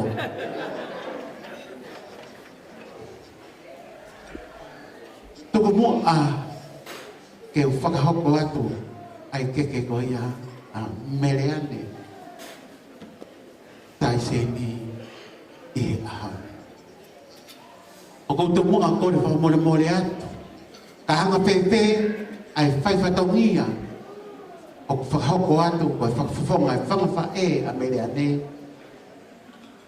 ai hato no tau si o pe i he tāpua ki mako he ongo me amari i he tempare i he ahoni koe tāpua ki mahu i ngāi koe konga ia koe ni koe konga pe ia o tau wanga ki ai e tau mai mea whakatonga kai whakamore more atu kai ke uto e whakamatala atu pehe mo pehe ko koe pehe o atu ki ai a ete ki vewe ka pau o atu o ku motu pe o ku here ane whamore alu moia paketoki alu monosi atu oua na aku whanongo o ku kereama koe turi hua te ake maari whamore pe koe whangawha e whai e tānaki ta koe lau tāpua ha whanau nau talango fua i here na mātua mele ane kai aha whai whatongia o whangawha e he ahoni o kai teke while maari e ki ai whakamore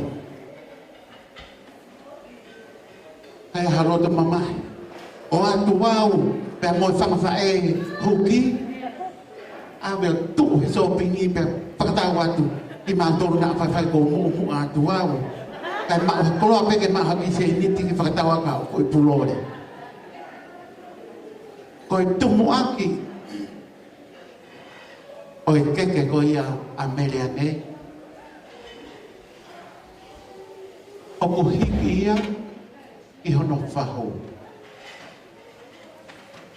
whalaua mukomi au te aki ai whātu wāna kato teu e mohono whakananini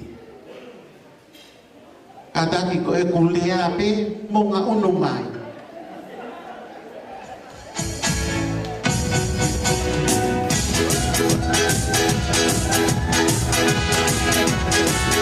ko wai langi lalas ko whaho ia o meleane wai langi lala ka mole ka whaho hala e whakareane ai ki moa mea ane ki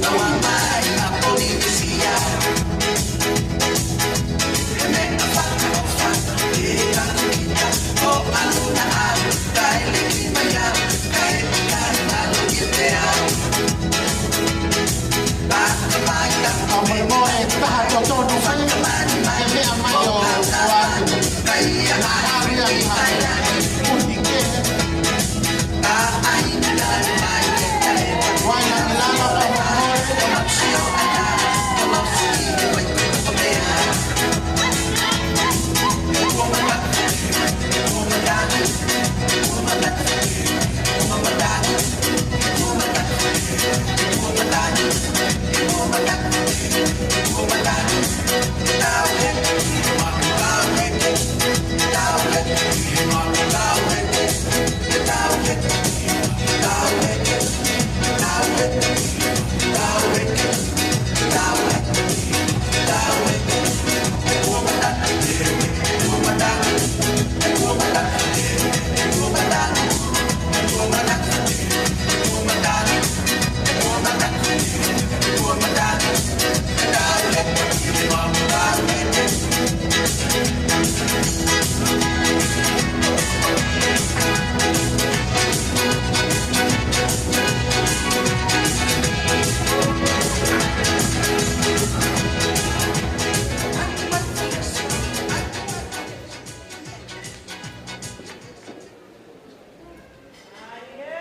mole kau ia tu leva o dia mole toko ta tonu pe jadi ana alu ni a o alu ya punike ka mo hanga mai ka te au kai ni ba si pai pe patong ka ta ko ke ko ia hono wa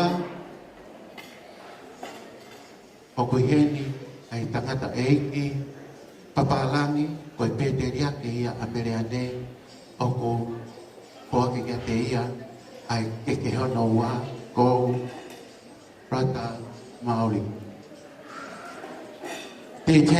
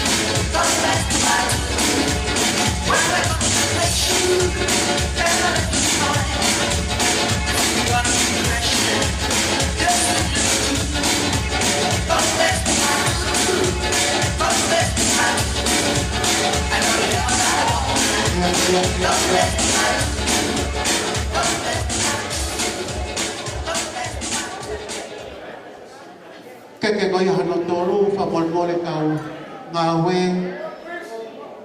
ko keke ia ai mehtanga fa e ameriani o fa hingoa pe ki ai Feliciana fa mole DJ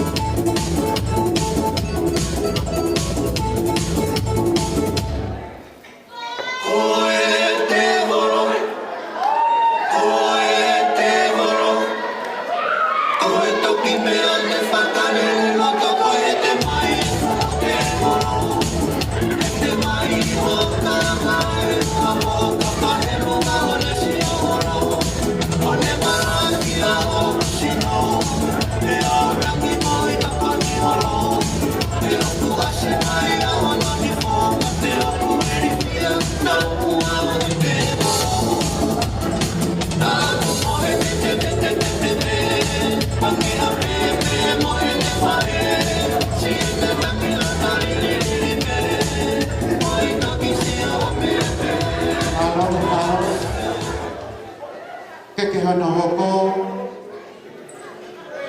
ako hindi ako keke ay pisope masima pamore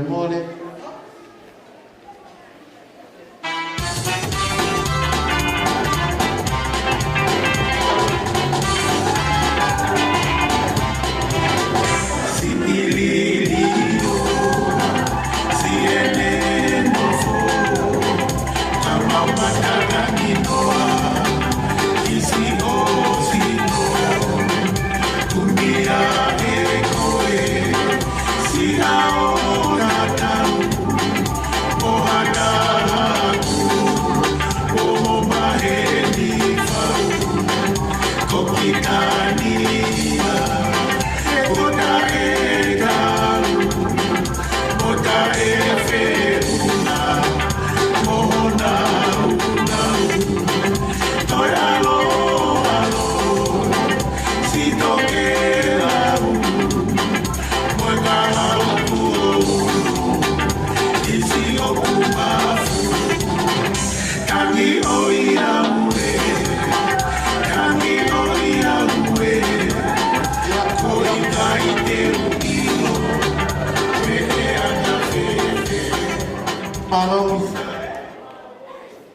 ke ko ia hana hoko.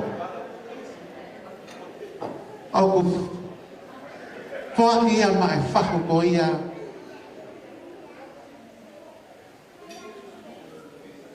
O sa miu masi ma we ngaloangi tai senu. Pamolole whahu ko ia o sa miu.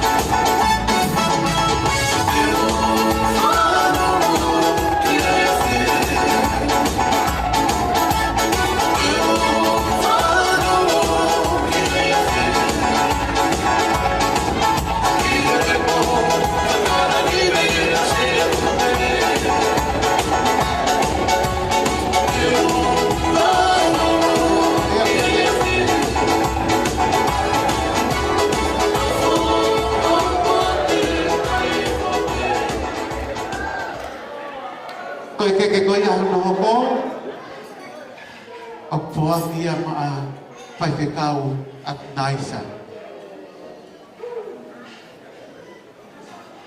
Kataki mongau-ngau e mai.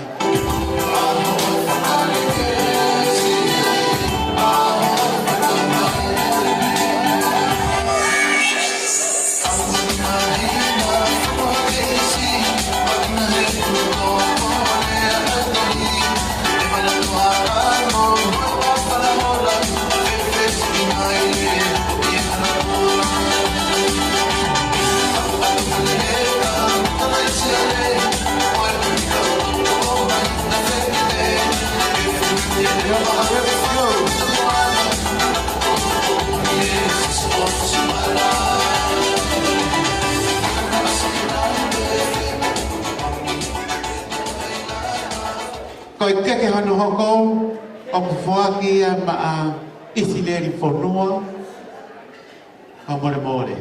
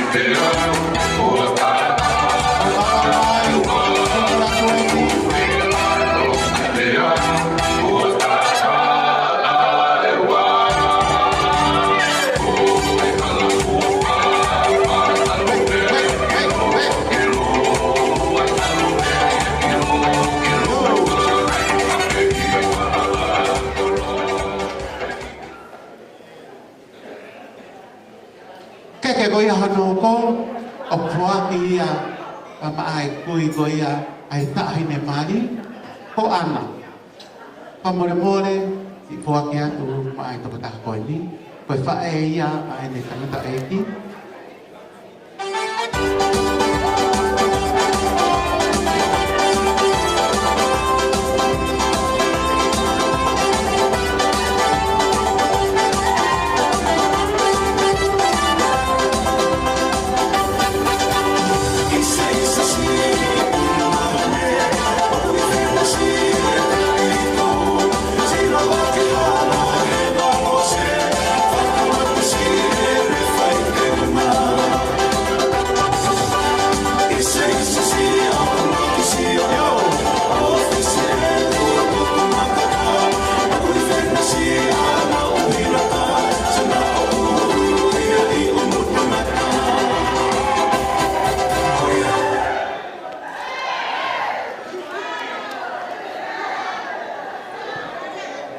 Koe keke koe hano hoko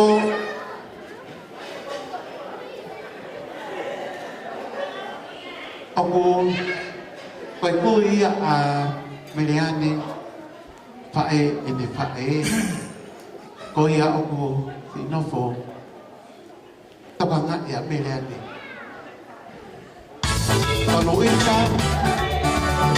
Luisa Sayala Ahorele Salud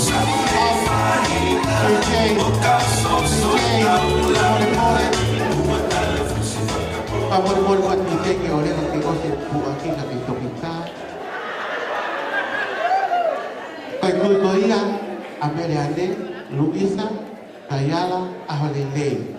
Kabui heni ai tabata haya oku loto pe ai kui Ameliane que foki dia ko fangaeba. Pamor que faka watu ai que koi ni ya tei malo.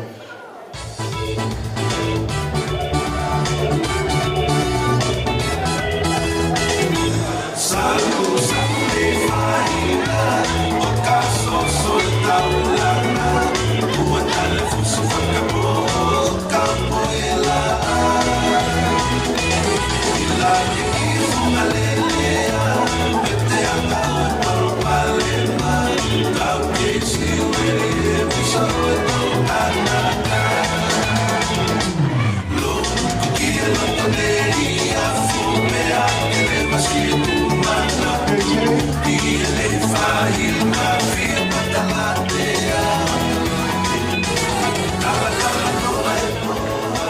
Kaya koi whakao si koi ai keke, koi iu ia kaya mo mi.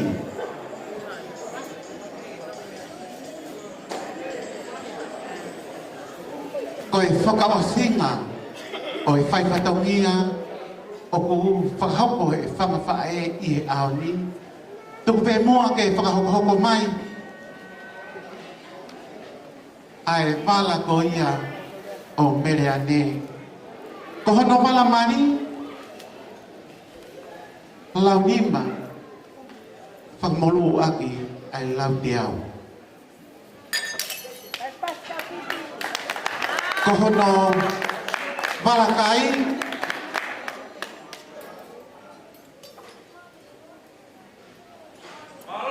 Ko e lau nima. Whamolu aki ai whātuwha.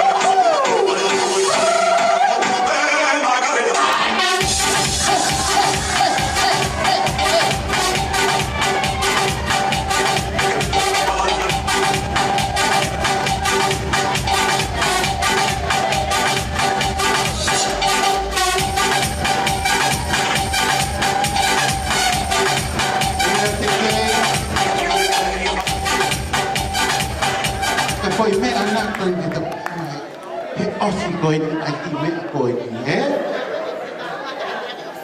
ngawe kau pis ngawe o te mo fa tau olunga mai mo te hala koi vala sa apate Ameleane koi lau nima whamolu aki e whātuwha.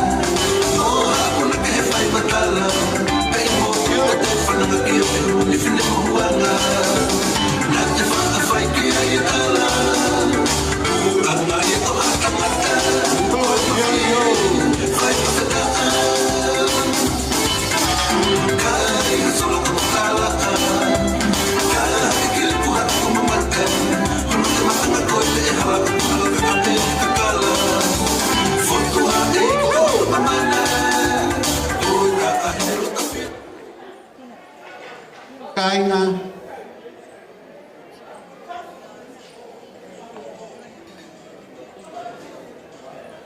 ko e ala fianga ko te teu he whamawhae o koe ai ahono lota takai ke mahono pati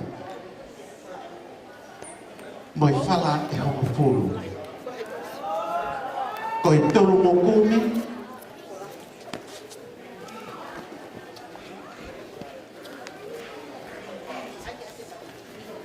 Oa mo kumi, pamo e wha.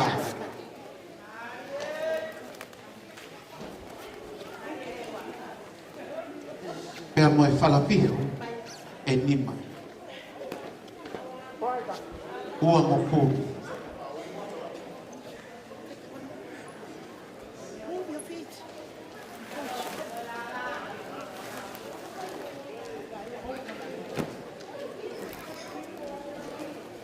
Whamoro aki ai lau nima.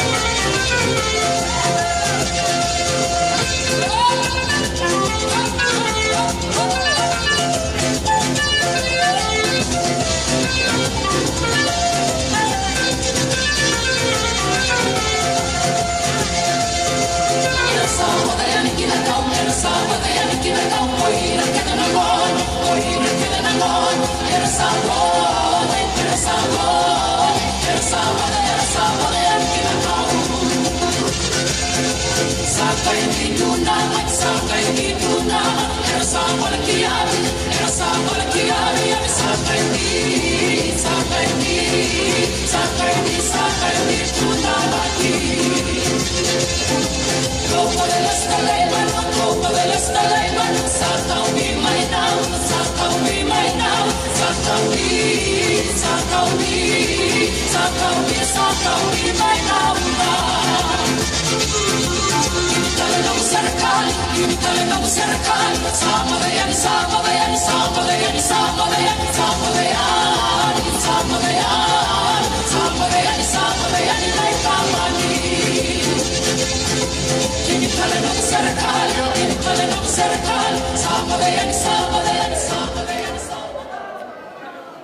Por favor, moreatu.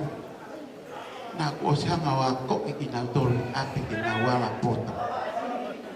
Hange ko tete ho ukawa he ita he tuai pe hange ko tete mo kinatol. Ko di fa kana nibi.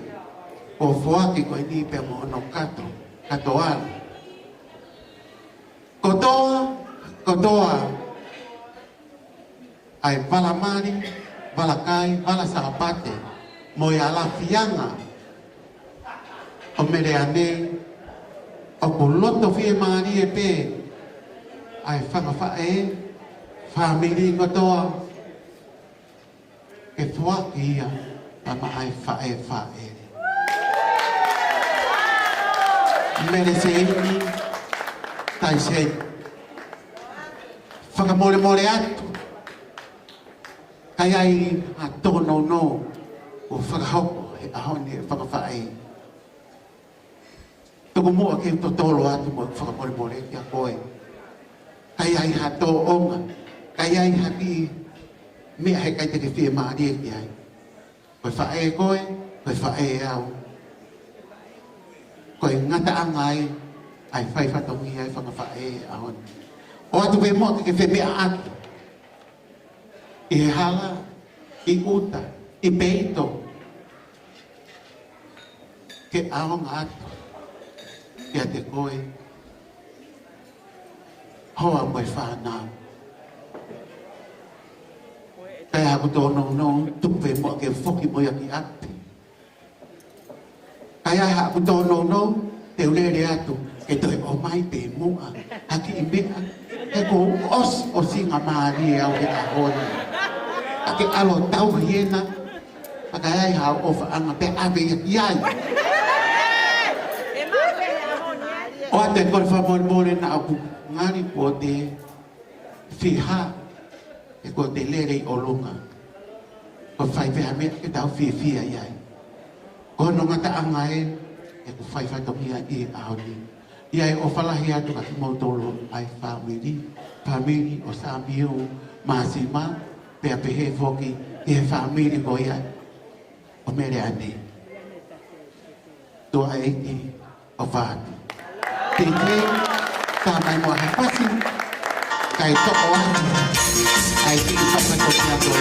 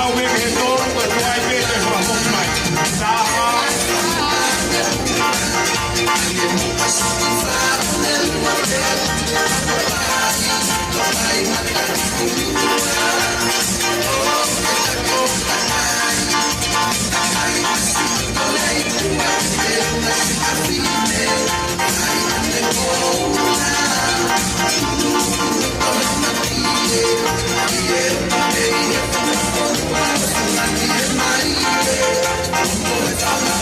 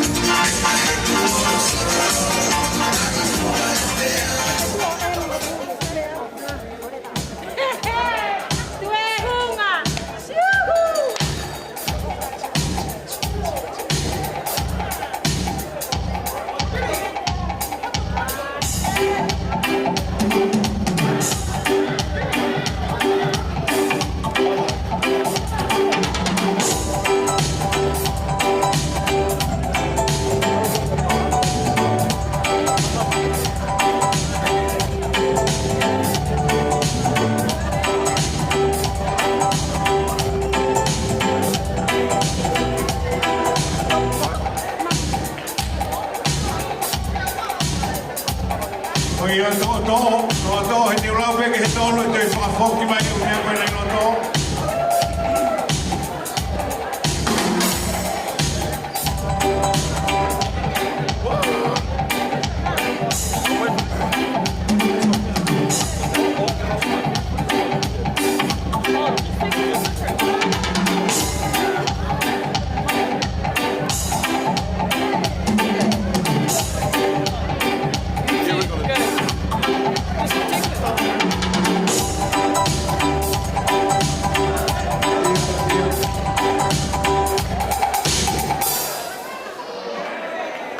Kaina ko tu ko ngata fai ka tong ya ka ko ria tuen na ko ha me a de roa na ha mo ko office na we te ke na si ma o hoa ka ko ria to pe familia sa miu pe mo e pa e o fin te ke ma o hoa mo ia ko ria ke familia sa miu ka pa o ya ta ko office na we na ke ata lele awa to e ke me ko ya ka ke awa tu leva ko hatangata pe ke kalo ke mari o ame mua ai fasi ko ni ma ai fa ai DJ ai ma ki me ak fefeka o ame ma ai fa ai fa ma wat si fai fa to nia pe mo go office nga we ko tau fasi eni ke whakawhiawhia i aki moa malo se o mo mui mai i te au.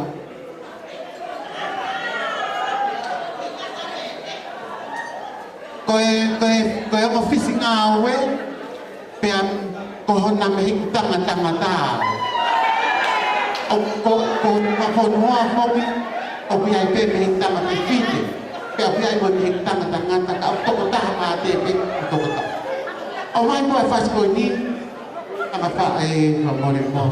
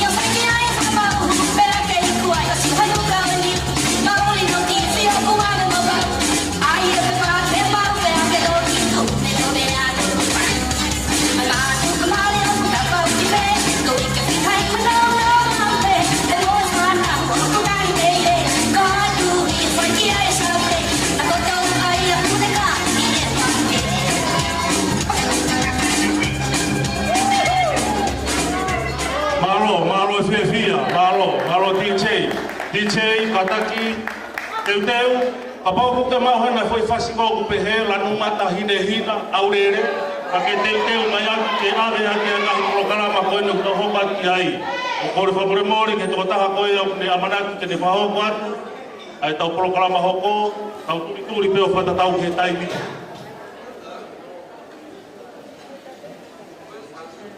Maro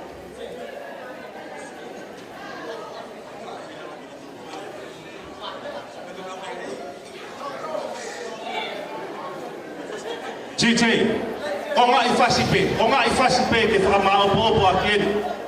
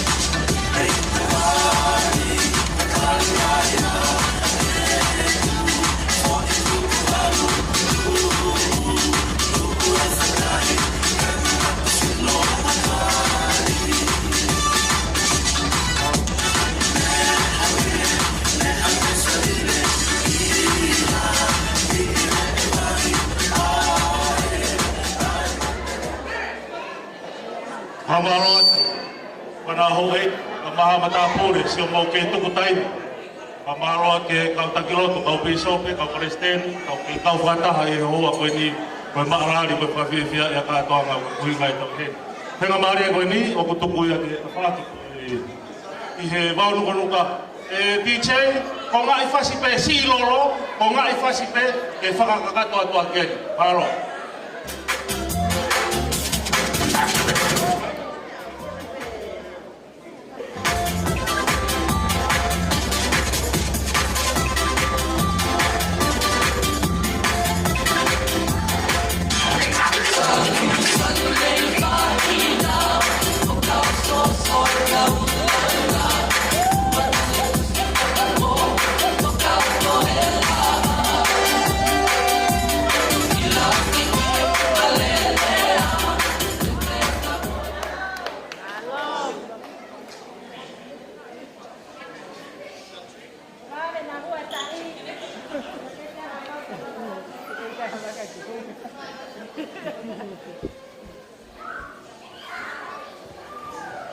Kore ke upanga ki nga katapu ko beku o se no afaki ko ani kai ata bua ke pakahokwa ko fatongia o fa o ko hingoa ko medina te hasi o ko takai e lo tokolo e utulongwa ko lahia ya ministei asami ya ko ahonia ko ahonia fia Kete ia hane ia toi tu. Ko tau sululu pe koe ki a. Ka pongpongi ko tau tā vai vai a pe ngalo lo tu. Ko a peta e ke ta mai he mani ko fai ka mari e whaka o ofa ko tau mao. Tau whakatata mai ki hene. Ni osi ai ka hoko ai sila e tempare. Na ikai hok te ulawa hua e tempare. E wa awa bakai hake e ule komeni, na koe ko expire. E au nofo ai pe tuka. E ne walpo whaka o whaka o. E au tari e tā mai e mau kai steki. E maha ki whai ngā maari e. E u alu o intami mo ia kimu a pe au he ka mai. Tara mai rewa he e. Ngoni piso e o uofu e ni hako mi tonga. O kuni riwe tai mini e tonga. Kau ke te tāne daya o ai appointment ki he kai steki. E au tara sai ke. E koe tau e tolu mo furu maa nima. E mau ka kau ngata maki mhoku hoa i wot papalangi. Ko hinga peta e ane ki mau tolu he Palestine State. E mau hiki horo i he ngahi wot no mau state. O ngāo e kua kai te kau. E kua hoki mai e ngā tolu na e noko pei e api. E i he tau ko o si e a whakakau ai. Wano koa ko e whanau mo whakapongkuta. Mahape ko taime te maukoki i he wōtonga. Ai koe kua wōtonga ni na e kōtu i Amerika. Kamata me LA, me kolo kau angero. Toki ki hui māsole i ka San Francisco. Ta i te he kolo kau angero, ai kua kongo e tonga. Ia i he ahoni, ko tau konu Palestia. Ko li ko sila na kai te Pea, hangati, i he mea e kau miso te kau whaitita. Ko tau koro aku nei te ahon. Ko ki whatongia, o i pae, a sa miura. Ko e, ki koro ako ni oku i mua.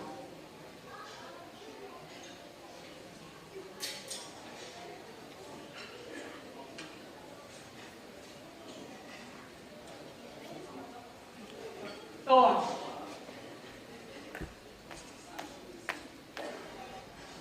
Kai te ngāra ko. Neo mo ne ke alo umi. Ta siutaka. I nuku alofa i maofanga. Kali aki hau. Kahi kai te ngāro. Koi a te hau. O kou whaka apa hene ki e whamiri. Kai ngā eipi, ko e tamasa. Koe aho nia, koe aho e whae mo tamai. Ia o kou fia, ko inga, ko hoko pe familia koe ni o ta. Koe i whananiwi koe ni i loto. Parata hanima. Kalahine hina, wangokumi. Molu aki ai toka homo fulu. Ia mono ki pala. Ia mo ki kanto. Te uko ai. O kufuaki atu ia heni. Mai pahu a samiu e ahon. Whakamaloa. Kua tato e foki pe o ta. Te hei kai toi maari a pere seinia. Koe ne tau tu pehe pe o api ha ne mate. O ia. Ko he tō taha ko te tō ai koroa. Paho sa miu ka taki mai o. Tō atu eni.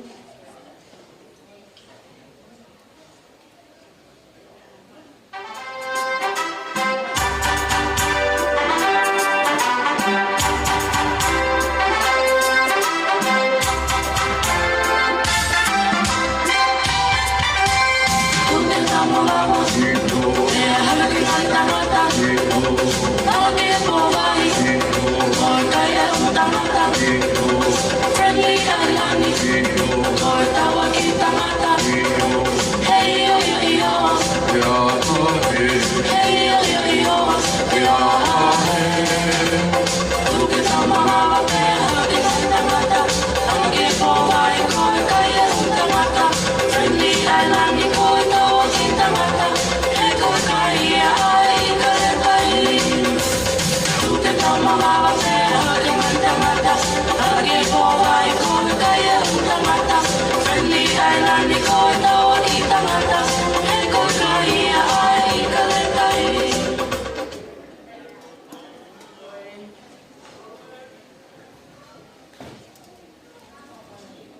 whakanani ni hoko. O ku i heni e tama o mau e tama. Nei sinia i langana ula. Maro o me mai. Kia ki mali tuan. O ki mau tolu o ku mau ilo be o mau whatamia. Ye whanau o mau whamikanga. Ka ko inga ko o mea mai. I whakalangirangi. Ai mali e maki tama. Kai ke hame ia ma. Whakaangu mai ke mao. Ai koloa e mama ni ke whakapopa ko ma whatamia e ako. Ato ai ofa lahi ki o poponga. Ka pehe. He toenga, te tunga ane koe ni, whangatoko ua. Whamole mole kau iahanga he tono no, whamole mole iang ki mau. Koe ngata anga be, o maki iwi peia. Koa ki atu, o holo anga, o peito, o whaatu.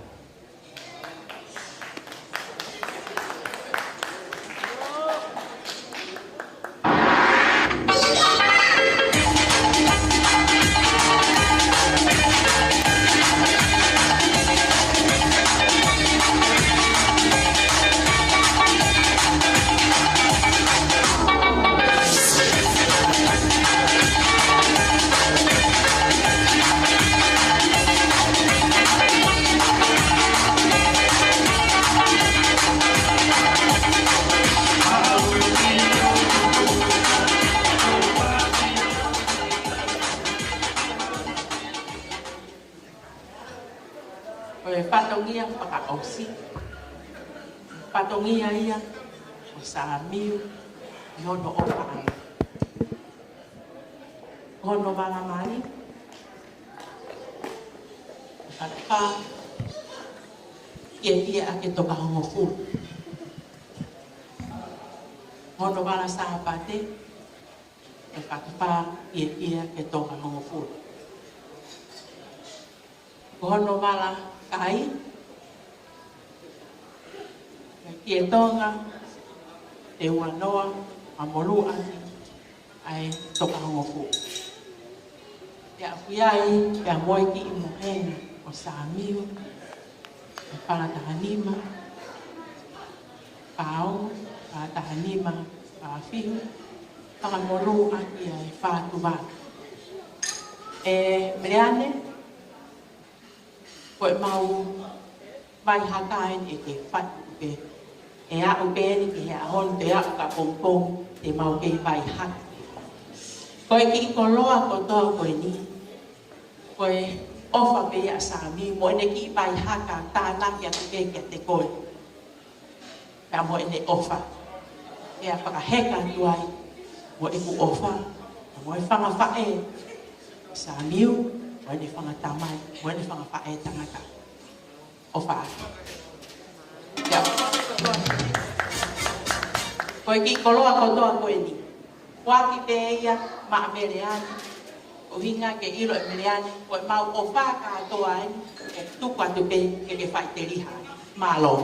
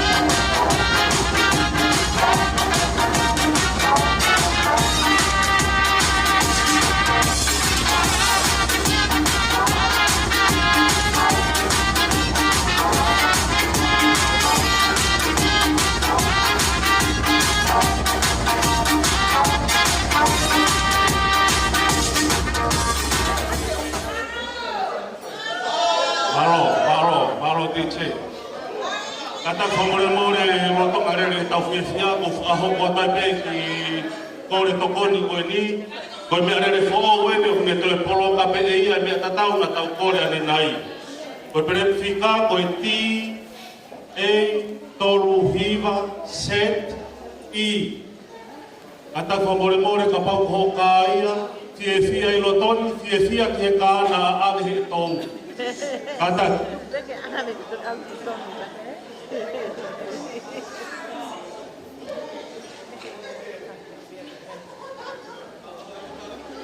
Malo singa I fofonga I fae bare ia tama. Koe ai pa ke tau toi fefe, ka koe aho ni na tau wohu ki ai. Ai fai ki ai, ai tau toko lau mea, koe hui koe tau whanau. Ka ko hai halo tau e tau fefia. Koe whai ngā maare e tau hoko ki ai he lawa ngahi kātoa ngā koe ai ngahi wala koe ko lawa. Koe whai ngā maare e ia koe ngahi tau olunga.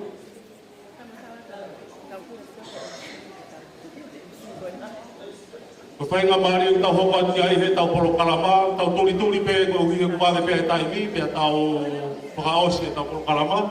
Ko whai ngā maari u tau lunga, pe ko tau lunga ulua ki whakaawa o tau kātonga fia ko ni.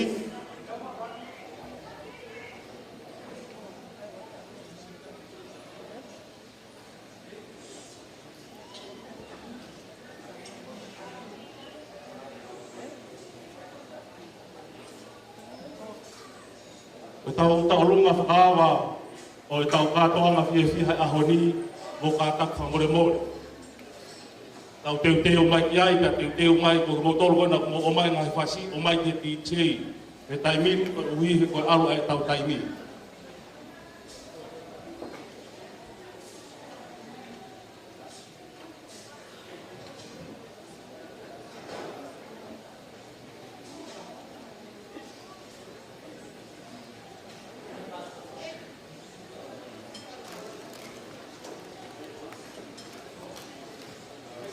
Ko mau mai tau lunga tahi ne mari, la ko tau lunga te ne whakaawa e tau kātoanga o e whiawhini, kau maa ka whawhonga ki ai pe ia, tau lunga e whahu o te ne mari a hori. Kore whamole atu, kai tupe mua ke toi huu atu. Kore whamole atu ke whamile sa miu. Kau o silo pe au, o te tongi mo. He te mō pure, pia te mō pure mawai pe. Ka moku hangai no te sii, ho mōrea e aho ni, o mō ofa mō oni a mere. O mai pe mua mere ane ke hau ho poki e mala e, he mohono aho e.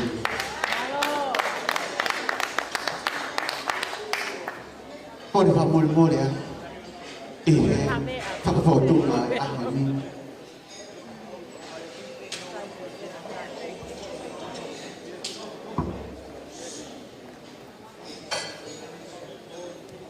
Koe tuanga, koe tau olunga amele ane. Palapihu ua ngokuri. Awe aki, ai puatanga. Pea mohono kato tete. Kahini ai tau olunga, mani. E poki pe mua pe mo hono whahu. Kei whai pe ai vai haka a perisi I hono whangamata apone.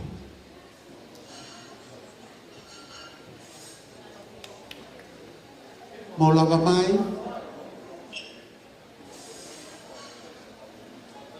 mo kāta ki pe kanga whewhe ai ki iri haka o ku whakahoko e mere ane.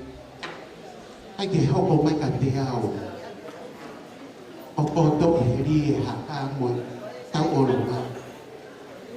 Mahalo koe hoko ea ka sioni. Mato aki pare pe ia I he tau oronga. Ka te toko sio a tula pare a sioni.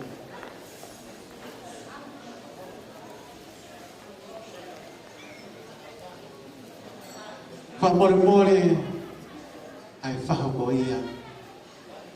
O mere ane,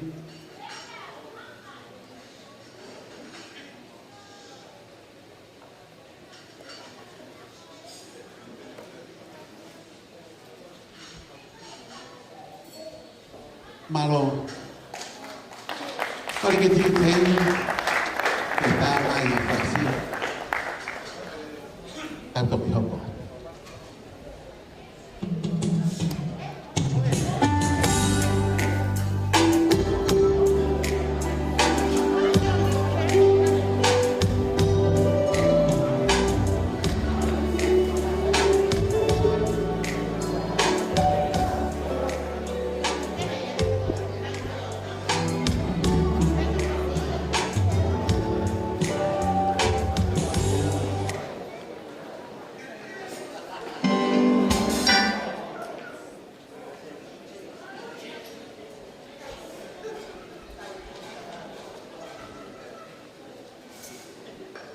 Mari.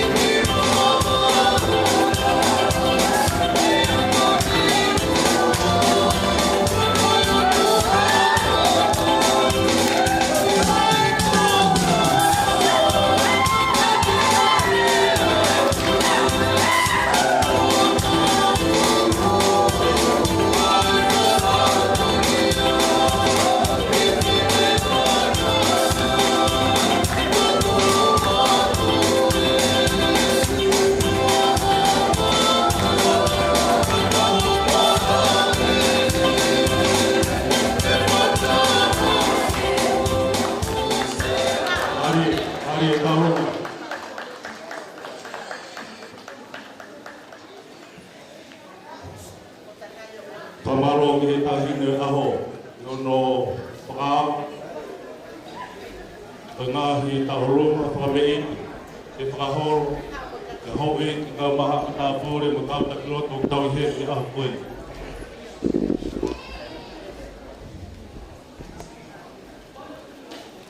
Ko tarunga hoko hoko,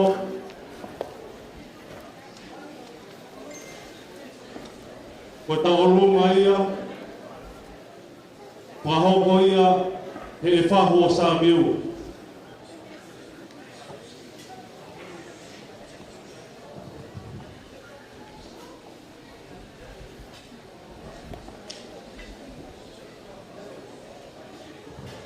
Te ua gloria mo te kai e o tō maki. E ne whahoko e amanaki. Pea mo e ne palani o tau ke whia i e ako e ni.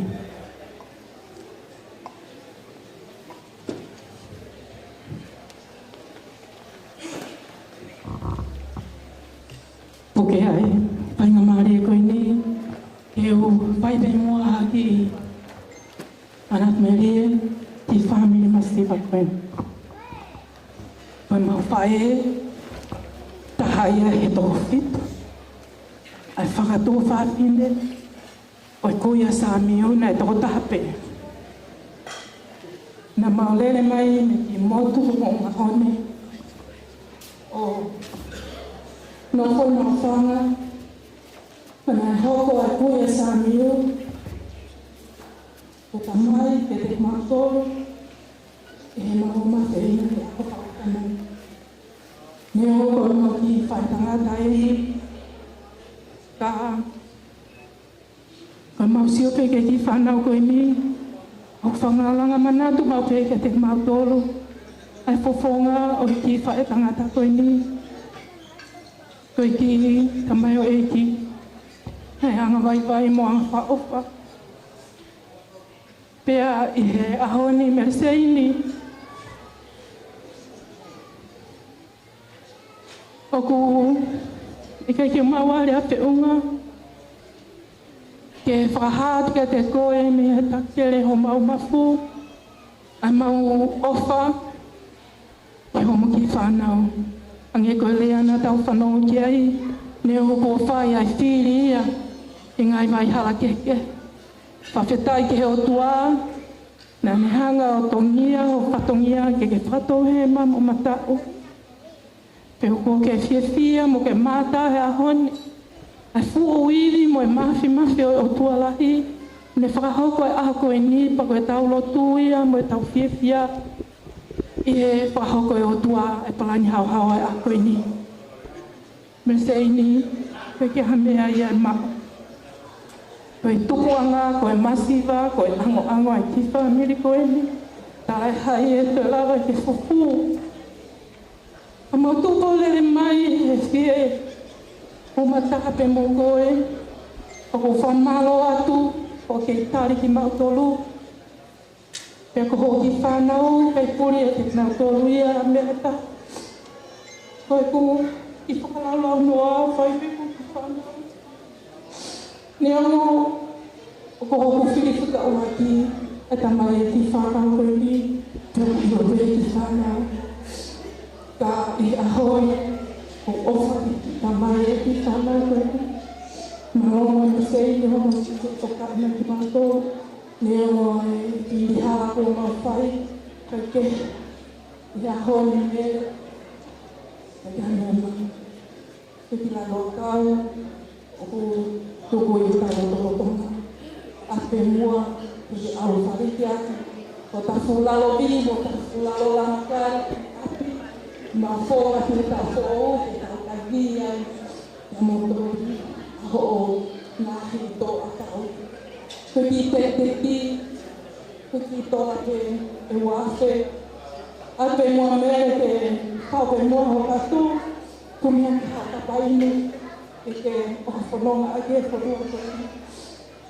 Koe ngā tāngai mau ki kuku, ka wamo atu, ai o whame o mau mafu, kia te koe, pia te heke ki longa i whanau.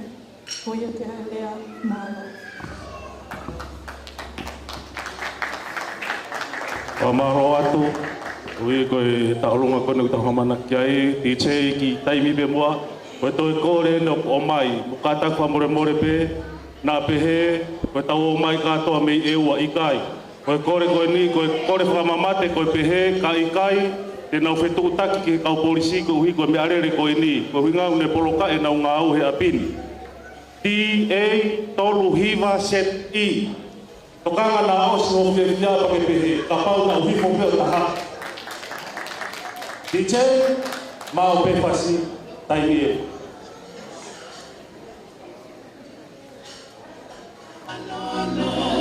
Ke whangu malingi I waha atoro, ne nganga tua alaha I he loto, ka e tupula ki o whai he moto, a whai na ta ape whai no roha, a whai kuha o mai,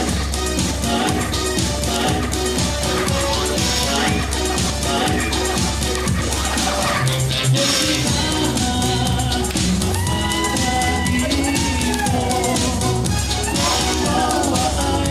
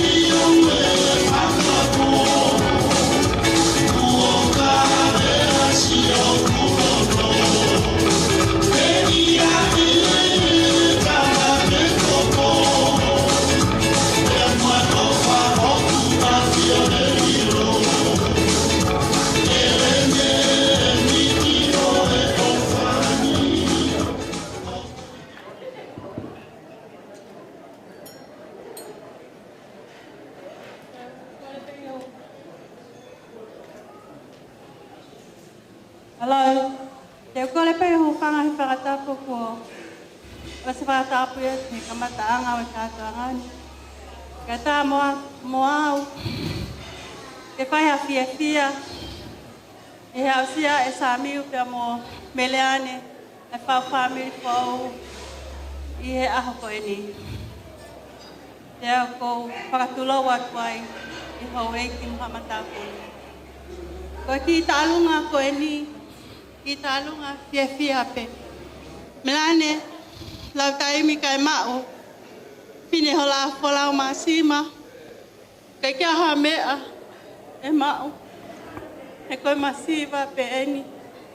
Te tauntangu tu i moa. Te akua kai manantu ke tunga ani ko eni.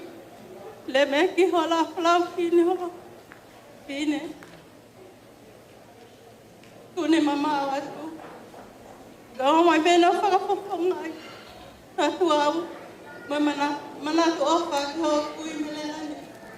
Ka te ki ke to ona. Ka kona ke ko mo sami. Te family ko o. Amol mole ka poki o to o ka hoas.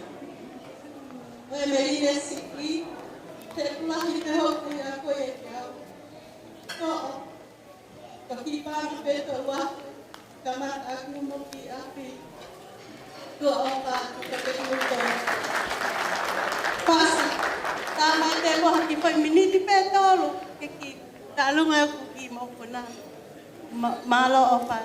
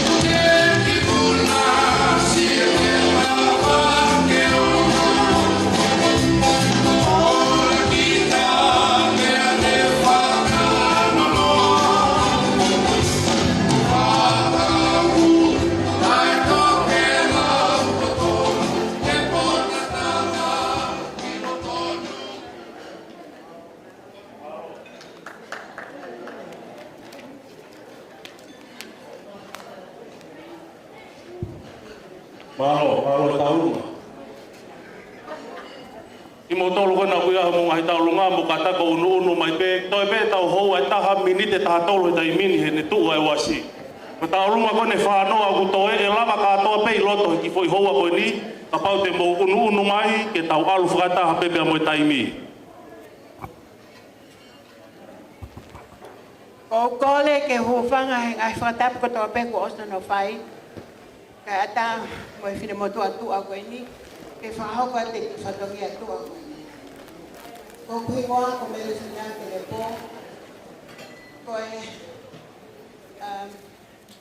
ko au ko fa ewa asamiu di asteleliani ka umba hale telepo pe pehe ka Marie Motonga oku mau fiefia ke faha mau ofa mo mau fa apa kia te koe sa miu, ka o maa mele.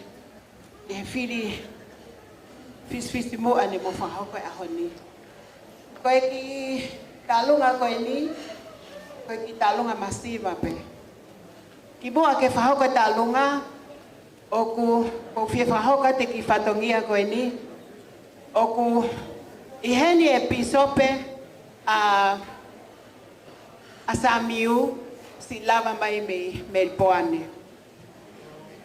Pea kai umaa ahono tokoua koe Palestine Missiona me Melbourne. Oku kai ke loto a Marie Motonga ke whahonga e se mo mea mai. Koe tau lai mo petelia ku mo mea mai ke mau ki mali tua koe ni. Pea neongo ke aha me ea mao. Kau loto pea Marie Motonga ke wharangangi e homo mea mai. O ke haki sila mo haki pulu. Pisope kau mai Palestine Missiona ke mausi e utu atu homo foki mo pulu. Neongo o tae whiunga kau mai ki toanga koe ni o kuloto mawhana. Marie kau Motonga ka mana fufana tangata kona ulele mai mo oti ke atu pe ke mosi utu atu homo foki malo e mea mai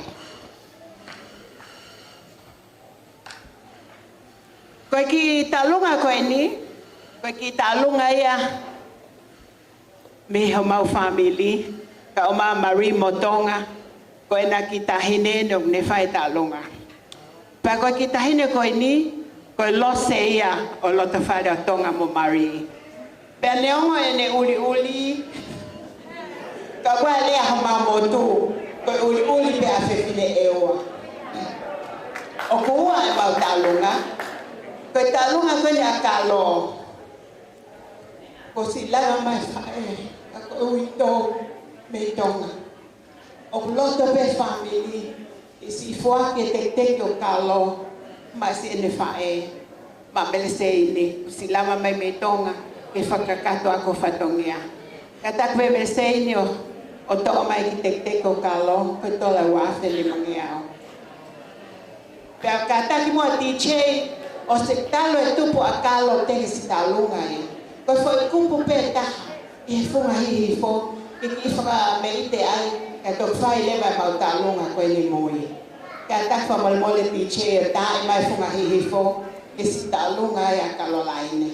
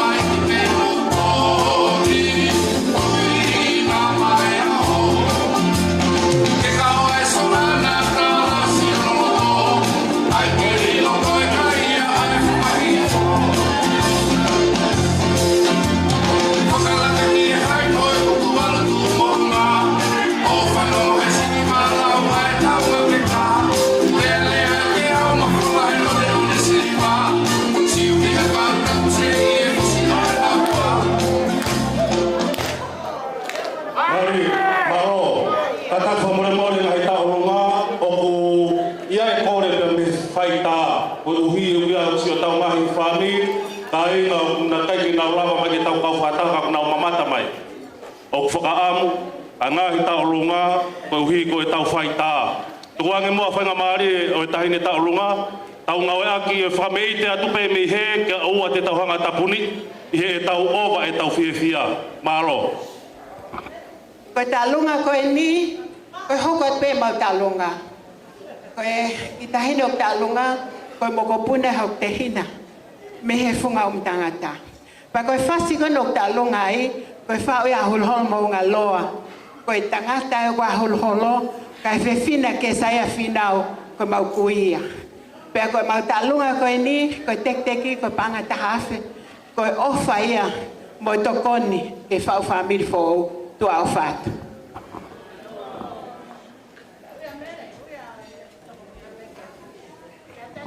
Mai mai o hao to o mau te ki mau.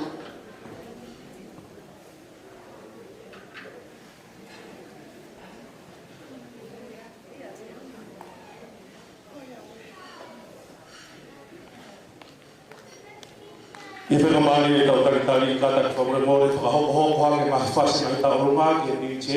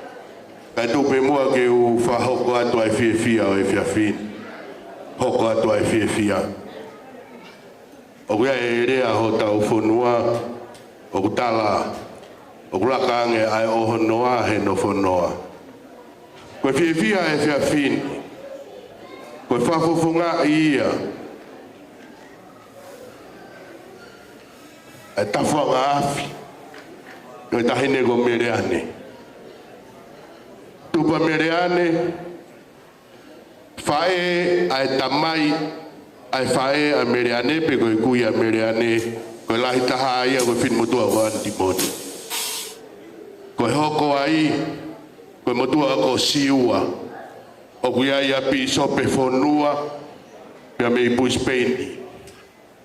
Ko hoko ai ko sione ti serinisa ko no foha ni na ni fai airea ta fakfae anen.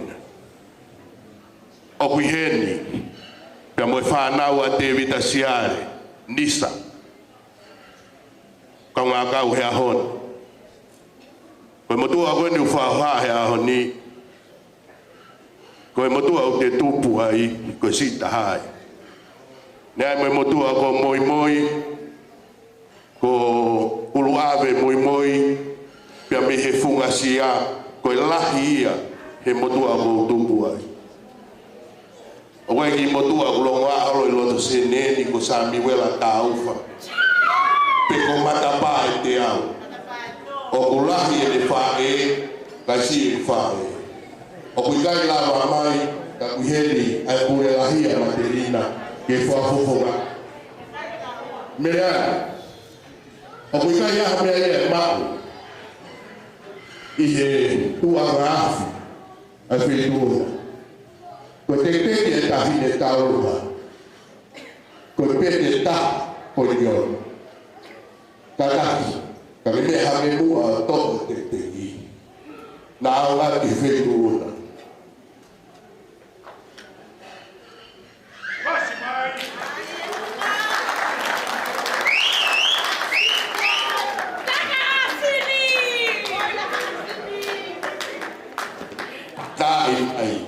ai fasi lahi o kui kai koe fasi a toloa ka koe fasi a tonga kariko mawa e tangi tai mai maro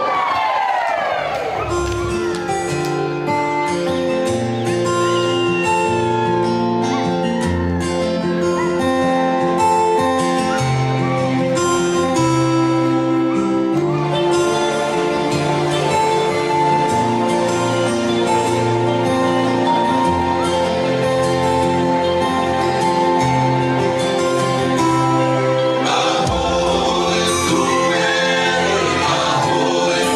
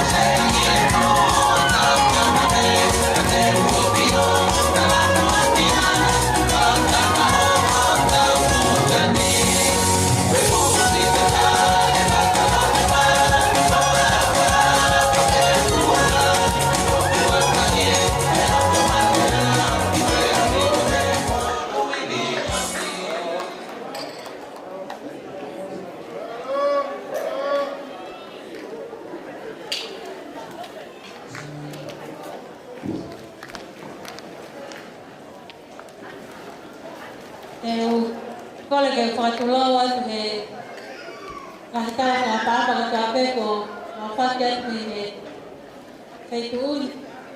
Kaya tāma ki whine motu atuani ke whahoka te ki whatongia koe ni.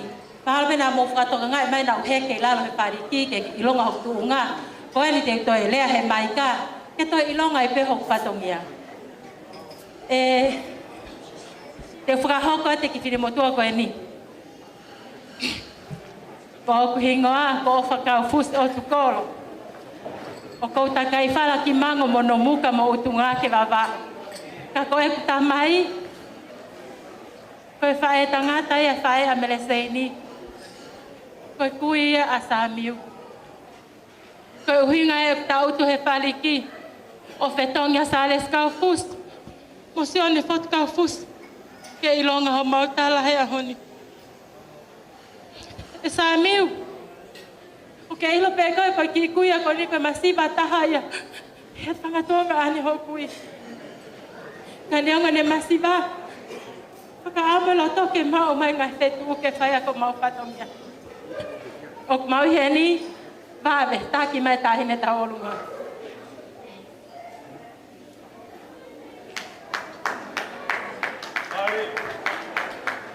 Marie. Hange koe na mō whanongo, o kou takai whalau ki mango. O se koloa mango kai kia hawhala hala hangati I mango. Pea o pehenia. Koe ki tahine koe ni kune whakahoko e mau tau olunga. Koe hawhe kasi, mei whele mea, ha ano, hunga, pea mo makawe. Pea ko koe pe o kui hen koe ki moko puna no senturi o whanoa. O kune whae e tau olunga. Tamasi Samiu. Alpe mua hui e tek tek o kei pleni. Ke tala noa aki. Na ke hui pale pea na aku whae huki. Koe whanga moko puna o halaka kau fus. Lewe lewe malanga kau tawa. Maro, maro.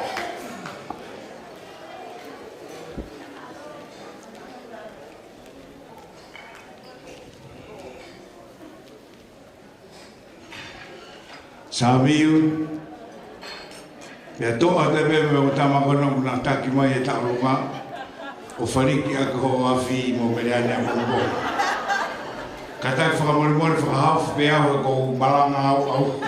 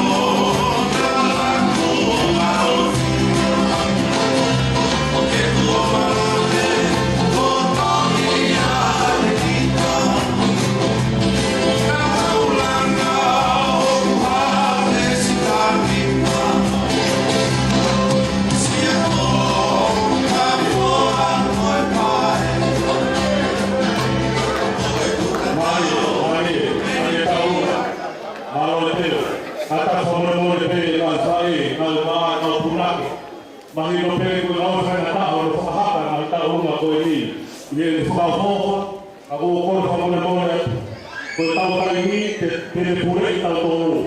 Te tau tō whao se tau hui haka ke pātini, te uri koe taini. Koe atu ka ngai tau ngā. O a pere mahino o whora hina koe tau ngāwi, ka uho koe tau kai tau ngā e kua.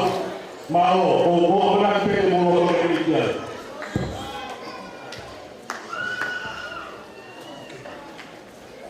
Kata turo watu, kama hapa mati. Kala mkapui. Kata mo kia motuani. Kekakau watu wa kitako kia koe.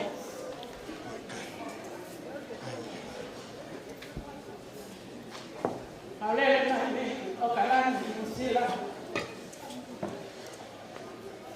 Kahine kedeang. Mamasika, maunga. Kalau yang berarti mau kita makan boleh. Kalau mau boleh. Aku siap. Kalau kita, aku kita.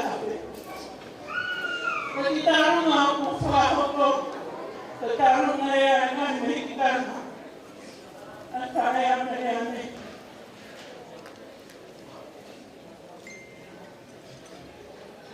Jadi sih, kalau kita ada mak, kalau kita apa waktu pun, aku pergi balik jadi kita itu.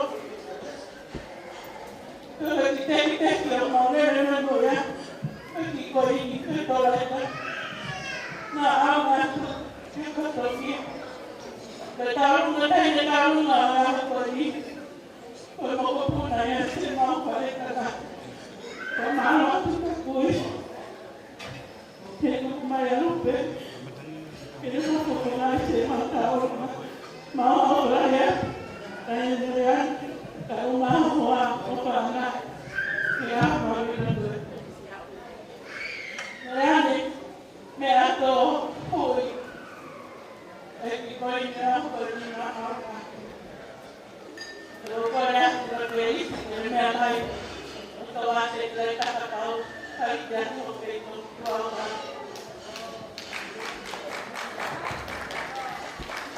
Maro.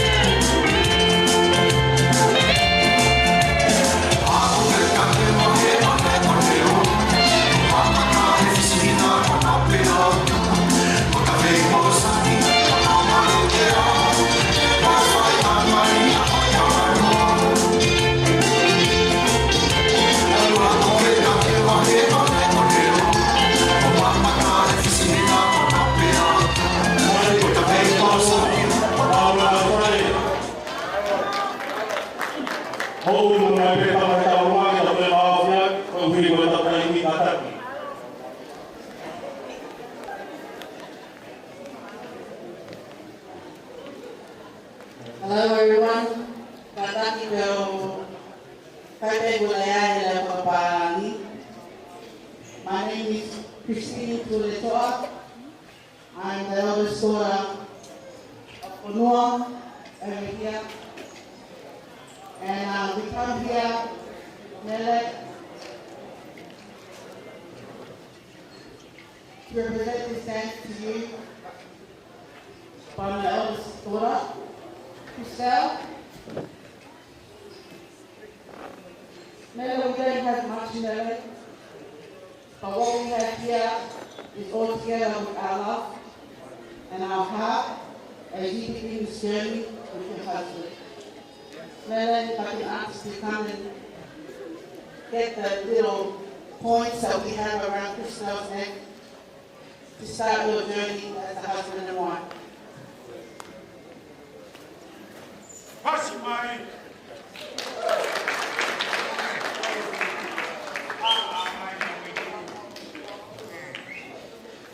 Over you, Mele. And the man that we have here on the floor, Mele, over you. Whatever you want, you please, before what is there on the floor, you want to put in your kitchen, the bathroom, whatever. All back to Mele.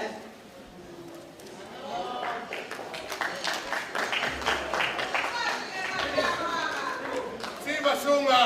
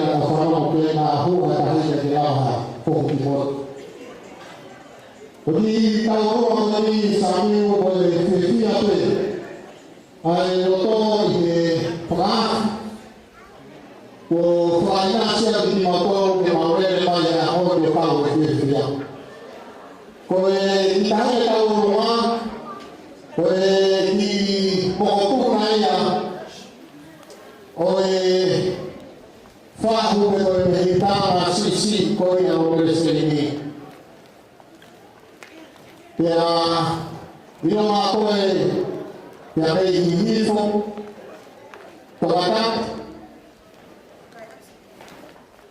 hatafu panoporo ahau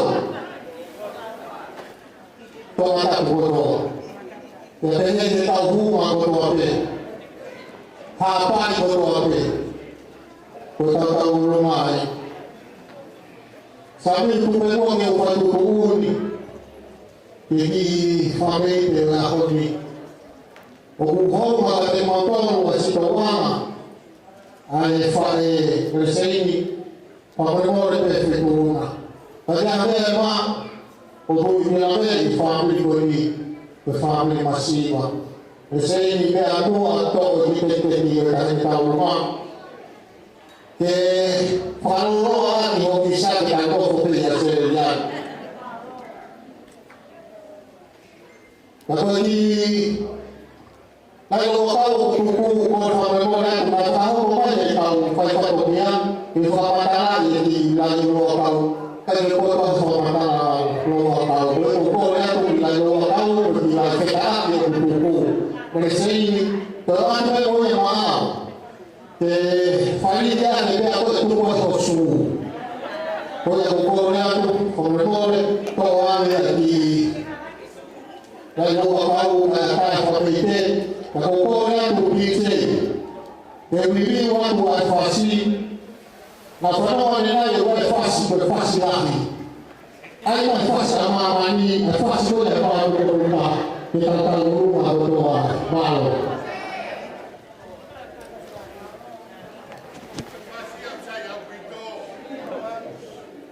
Mari, mari.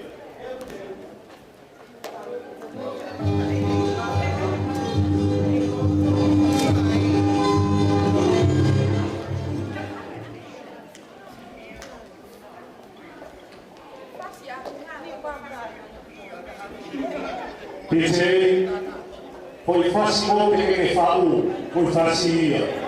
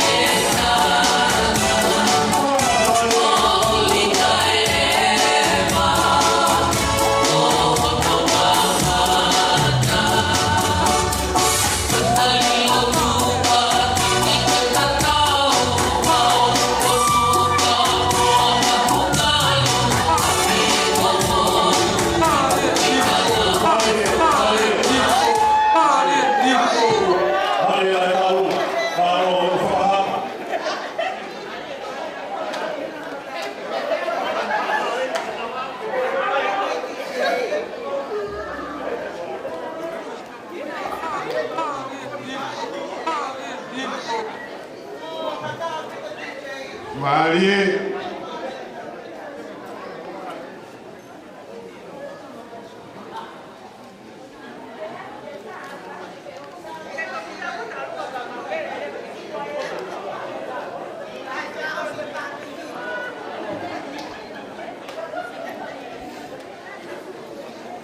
Ko e puke a kai na mari e koe ni ke o hawa tuai. Ie ngā tatako toa pe o patapua i he whangai e kimi. Na koe tamu ma koe a koe.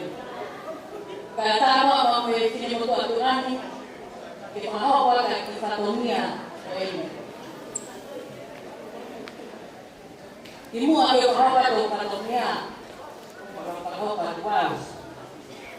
O pingoa o Surieti Kahai na ko'o au lei lo peki.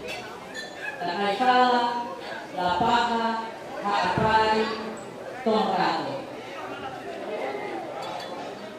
Kole mai, me loto tolotu, kaki mga tani, o na malo. Kehenga a tonga na kie koraua, kai pite no ai ki motu. Koe ki whatongia a kukuku ni ani. Ia pango. Koe te masika. Ka whina pere wā mai. Koe whakatako whatongia. Ko au, koe te hina siki au, e whae na mea mea. O māko o whāte, o la hiu ni tonga. O tonga ane o te fua. Pea koa wera o tenga mai, pea moe o pe whine koe, o maki tonga ne, e whakahoku mā whakone. O ia pea whakehoku, whakone. Mea ne, kaya ke maa koe whakakae masiwa koe ni ka moki. Whae tangata e taka koe ni. Hame. Ke maa whakao mai hatu o ka hopa ke maa whakakonia. O whape maa pōtu anga. Whatawane pe. E ao maa kia te moa. Ke maa whakami. Kai nā mai hame aia. Mahalo ka mō. Tō yo pe aka o i lansha aka. Koe ki nakapau kuku. Tō ka wainoa. Ao siate. Wha. Whāta pe mahi. Ka whahe. Ka pe mono ngā tāko ngā. Ko ka whine pe o. Me whahoa te mā tāko ngā. Ea ne ka pau e ke whiunga. Ai me awa o kōtu moia. O Kristolo ni o ke laku mai te tamai. Tu pe moa ni te taika tongia maau. Kare to whokia ni te kusina. Kaya paro ko ngā masika. Ang mo ato e masika. Pake koni ka mai kami koni. Ka mamau o to. Ako o stinga maa ne pe. O ia pe. Ia maa.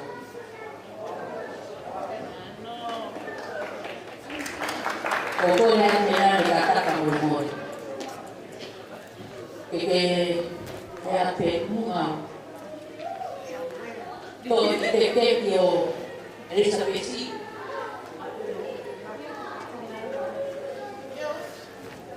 Pea koe kini takapau kuku.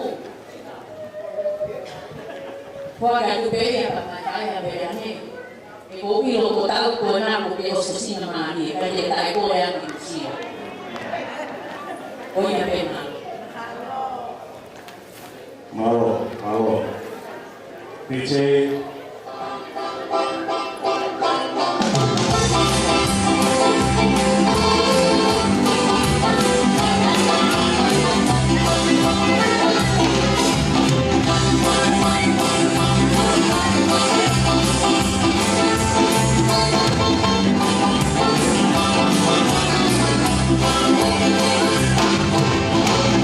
Angin neko angin kau loka.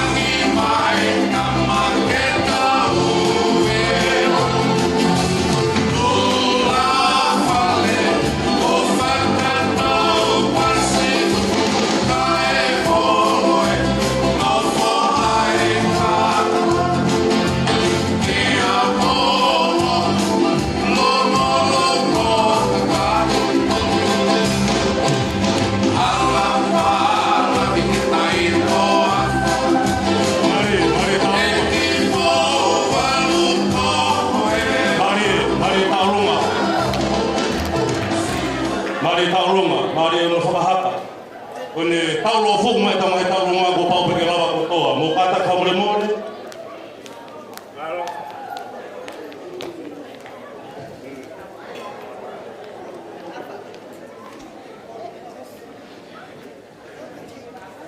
Bukata ki mai taulunga, bukata ki mai, o kulau ke tolu te ki mai taulunga hoko.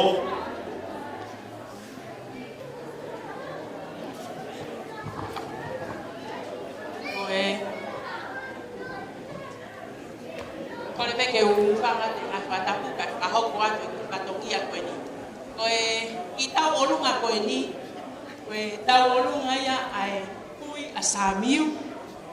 Mele ti sia fi he polola piuleni o ku nai kai ki lava mai ka utala mai pe no ofa pe Amerika pe no mo kopuna e amoi tala monu mai ke Sami ko fa mi di fo pe a koi ai ko e fasta olunga e saresi ko e pe pide ta olunga ko nele mai mi loto kolo motua pe mo kopuna o ya me koe moko puna ni o pe falta pe o sunia ele mai me makar punga tua ni ki pale lei matu e osi kotoa ui ha pema ka osi ke otu mua ya moe kokoto o na ngaro koto mama mai ka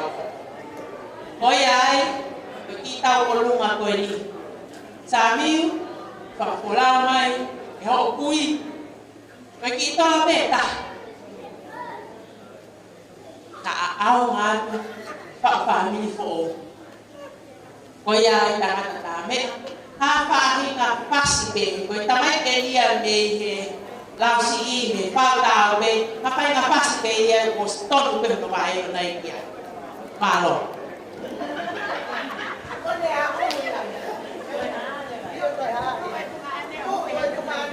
DJ mau pe au tuku mai.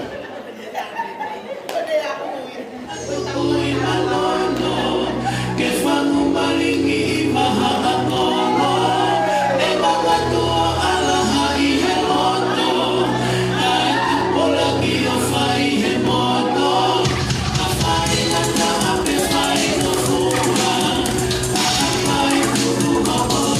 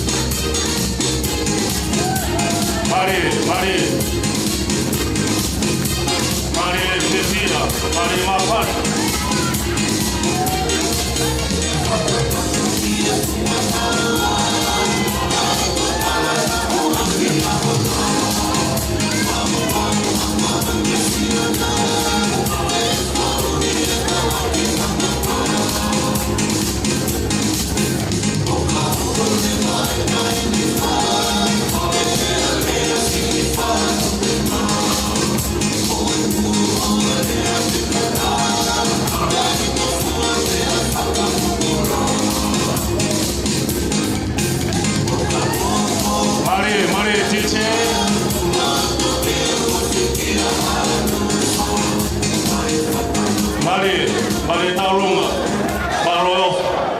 malo sesia.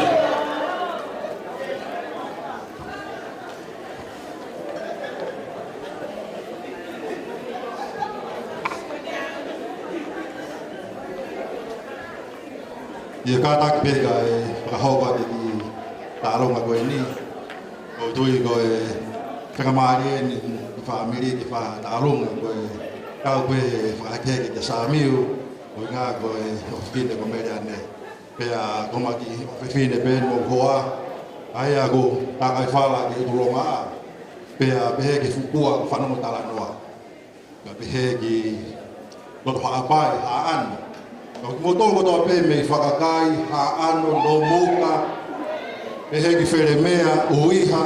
ko mo fasien ya ko ta ko ia na e hala o to apiang ki ana hulu o kau fa pu ia ana hulu ina ke alu ana meama ana romal ko tai mie ko tui o lai hen na sio ia na to ia ana hulu la ko ta fasien ko ia ko fa fa di motor e ade ki fasi ko ni ko e to ko ni pe ke aho o melane pa ki tek tek ko ni o pa ho ko ko da melane ka ta pe melane a ke fe unga to pe ki ko ni to ko ni la na ki family ko fa e he o fa de mo to ma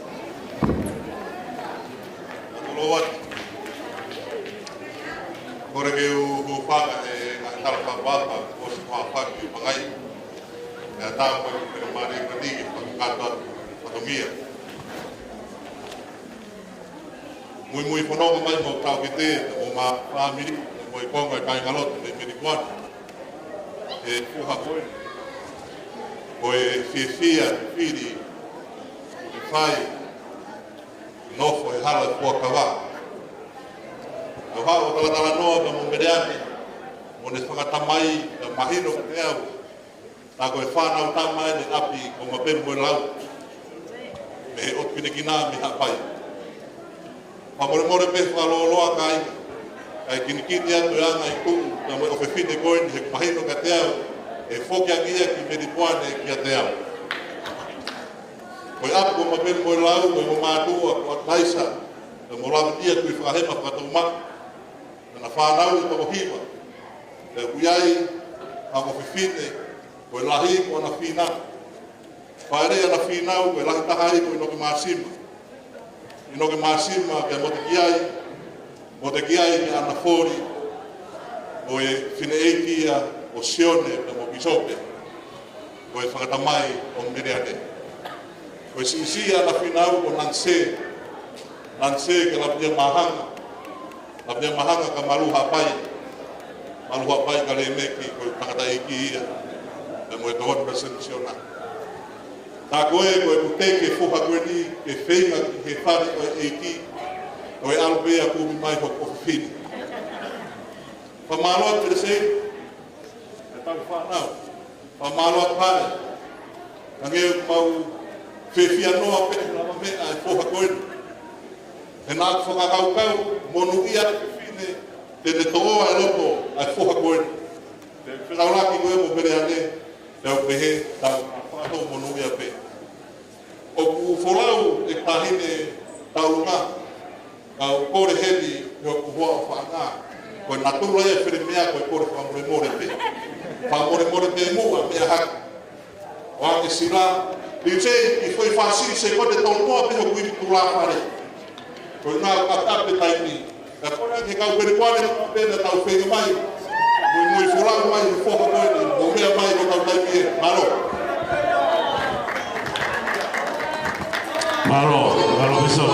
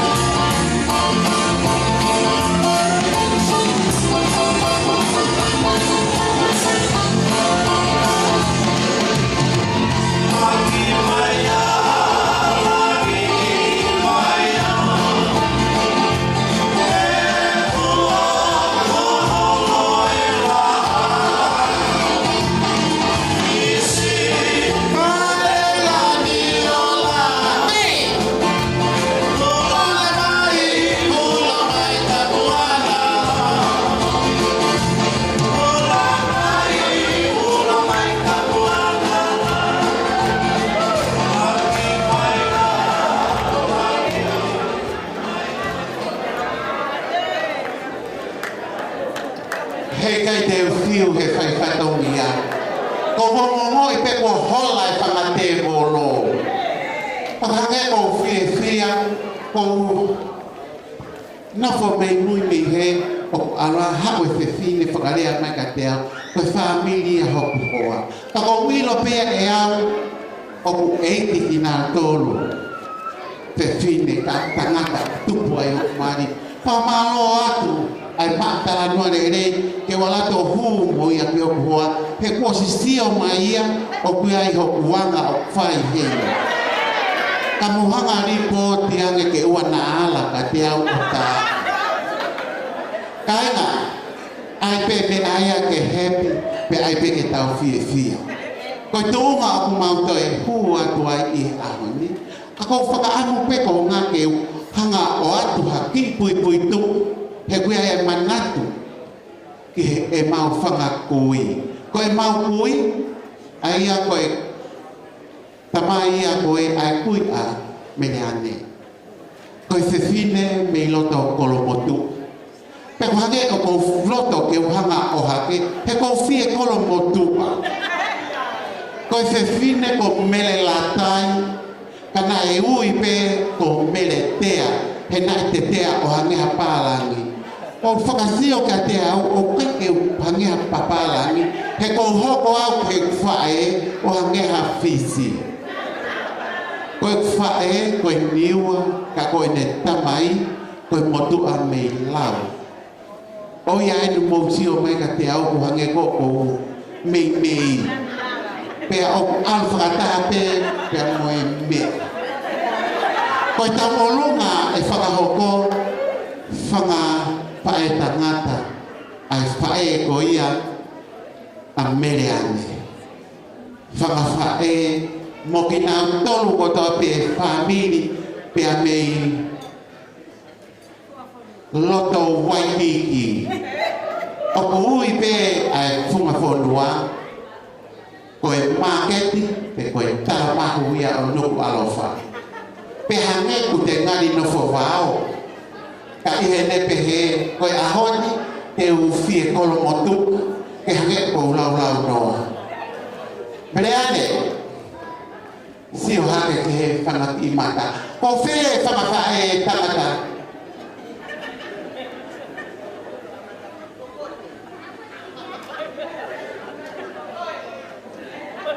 Te tala mo fua pe. Te ke ki malolo me reane he ahoni. Ai tuku moa ke hau pea Kristiana. Kamu ato ate ki te ki.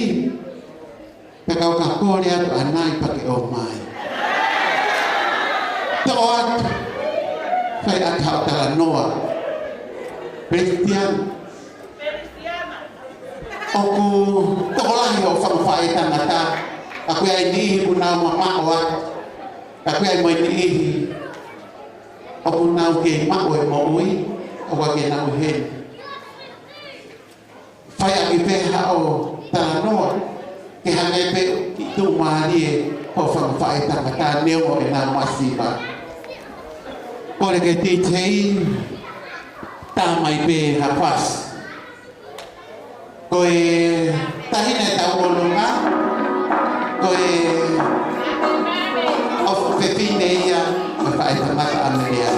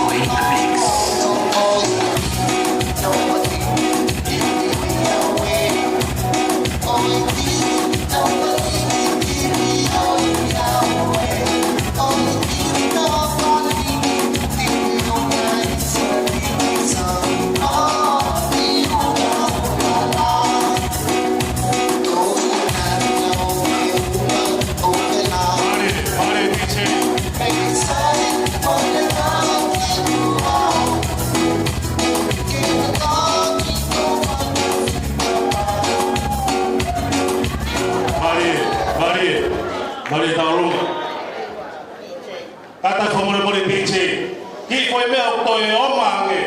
Haki mai konga pe.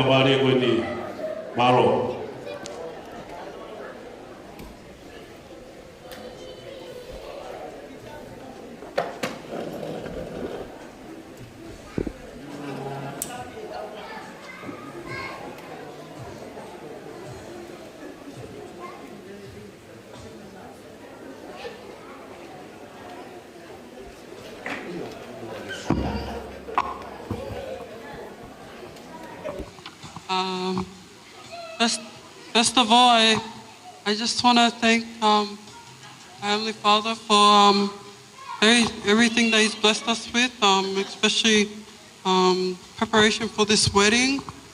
I want to thank everyone who's here tonight. I want to thank you all for coming.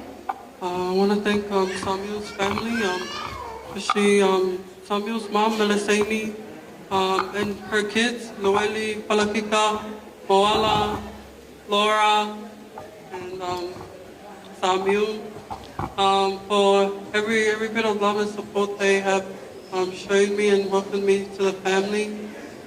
I just want to extend a special thank you to my family. Coming from Tonga, New Zealand, and within Australia, I want to thank you all for coming.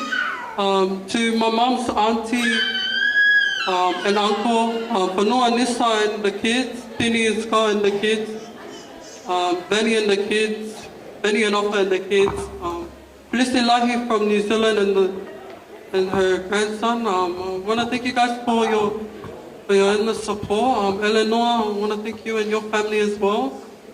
I also want to take the time, especially to thank all my cousins who are actually my bridesmaid. Since day one, these girls have done nothing but support me and their family, and I want to extend a big gratitude to them. Nisa, Takuye and the family, Melissa and then her family, and Jenny and her family. I want to thank you guys all. But most importantly, I want to take the time to thank my family, my mom and dad, I might be one of the naughtiest girls in the family, and I might not listen sometimes, but deep down inside, I really do appreciate their love and their sacrifice, especially in preparation for this wedding. Something that I've learned is it doesn't matter what we have, and it doesn't matter where we come from. The most important thing is that we're enjoying each other's company and that we're happy. Whether we're living a simple life or whether we're living an expensive life or rich, it doesn't really matter, because in the next life, that's where we're gonna, who we're gonna be with right now is who we're gonna take with us in the next life. Everything else, with the kaloa and that, they stay here on earth, unfortunately. But I want to thank my family for the endless sacrifice that they do to stay up all night and to prep for this wedding.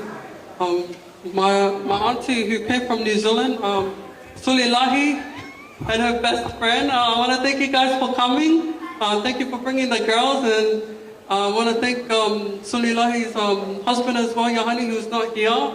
I want to thank him as well for his help as well. But I also want to thank my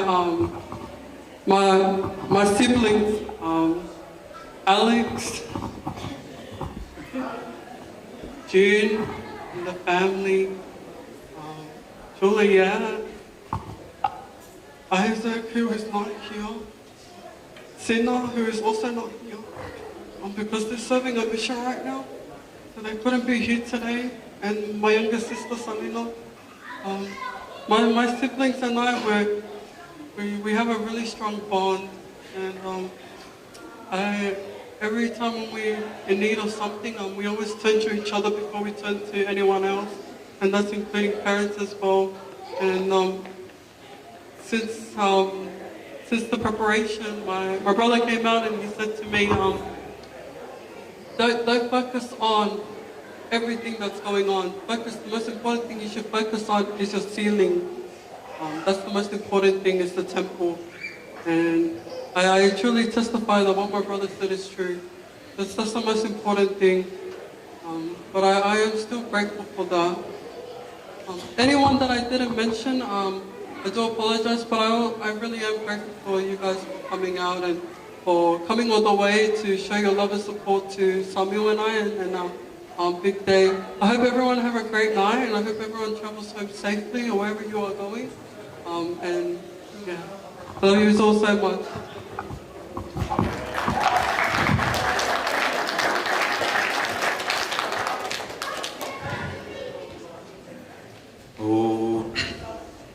Kamata peke for haka te ku lea ia lea for papa lagi. O pe fe unga be mo poa. O foi be ia lea for atonga. O la be ka kwa ta me ka mo ka fa ta lai. Mal mal le fale. Ya o fe tu ka fa papa mo to mo to.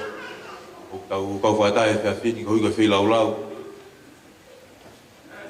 Fa to o se o family. Apo po na mo fa hako. Maua, e palani, mo e fili na ma whahau. Ko e kai te ulau hingoa te lia nā tō hata. Ko whe whakaha kia ki mo i tolu, e ma whara, mo e mahunga ia. Ko hika tokoni ko tā pē, e mea ko tā pē. Mo tū tā wha, e ongo whamiri whato was, e pōpō mo whahako ki maua. Ko ma maua whi alahi au pitu, e mamata kia ki mo i tolu. O fia e programa na tau whahau. Ako whaamu pe, o kui kai ko tau ihe ni, o hui ko e koloa, o ko e paanga, o hato e mea. Ako no mahu inga. No tau i o mama, e mahoko ko e waifi pa mahusa pāniti, e tai ngata. Ako e mea ia ko fia ai, a mogu honga ia, o kui loi. Amu fila ulau me lotu na bufa ye ngahi mahina a kohili o mawa afara ta ta ya motola no kotoa ye family o koa a pege o matua ya feliz de vocación ma afara ya moa e tokon me bobo ye va tai mafeohi amu mateu kuya ke mari tempai o ma fo afala hien ke fineiki o fanga pae familia no kotoa da pefo ke wo ngoma to e melboane a tonga be mo mari o ke wa ga mo ko mai ya o wi o masiba o ki family o ilo o wa mo to ko ni me popo mo fa ale mo mel mo tol ko ta pe ya se dian wa ba mo to ko wa ma he ma no ko no ko mi mo u o hange ko ngai ta ta lai fa le ki mo o e ki pe wa ku ngong tau ye tau to no ni tau nga ka no o ko il o ko fa ta tau ki tau to na me ni ta tau ki to ta ko mai tu nga ye tau ho tau i tau mai ko ka o ke va o sia amaro ke isope sobe malu o isope be ta ko fa ta e be ko ki be fa o fa ki boa lian i ke he via fiti ko we fa i se ta na mai ka mai me ale o to yang lian dai se ai be ke fi mari o fa ba ba na la va pe o ai be ke fa ai ko fi fine ama fa i ma si mai be ma wa ako ka ke be fa lo ko mi ka ta mi ko ma fa lai fa ta ka mo to ma lo bi da ofa ma lo to ko me po mo ha ke ki ma wa e la ma nga ta wa Kamaro ki mo me o na wa aho aki i pas mai ke ola ke whakahaha ke tau loto reri maro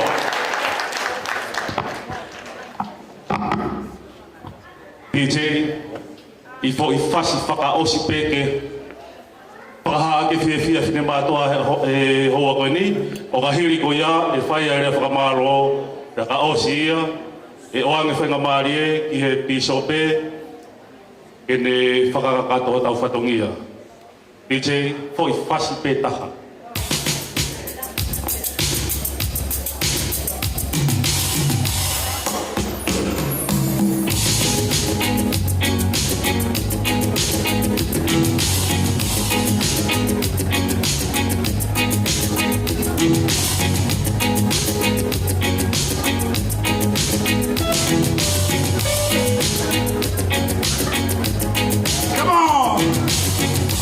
In the bridal campaign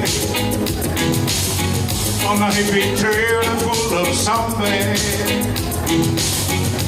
And a strange lady, she make me nervous. She took me in and invited me for breakfast. We come from the land down under. We make clothes and men under. We come from the land down under. Perché non tolgo io come me America, con tari che mo tolgo ma fornati, o come uhiva ai didgeridoo.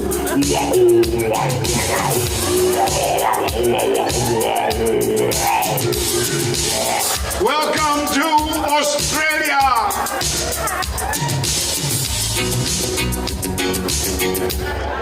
Thank you. Maro DJ, Maro, wow.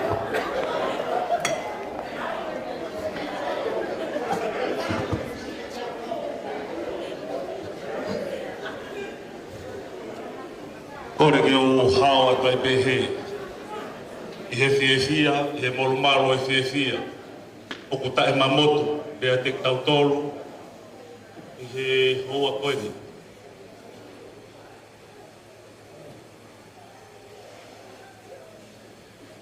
Kai ataka mo motuani e o whakafofonga atu ai pe ai whakamaro koe uhi koe tau whakamaro ko lava kakato ia hono whakafofonga atu e tangata ka maha e whiwhine o ona ua e aho. Ai tupe mua he e o tui awa tua i pe. E ma kau whakataha mo ki naua, tau mai a ko hame asi.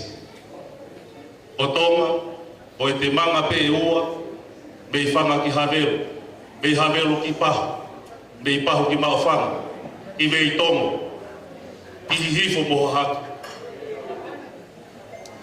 Ko e whanua, mo ua o ku taunga ngā aue ai he whanua morini, o pau te tau whanua mai he lau houa. I he lau miniti o kulahi ange. Pea koe makatu unga ia e ku whawhawhonga atu, ai whakamālo roto hounga.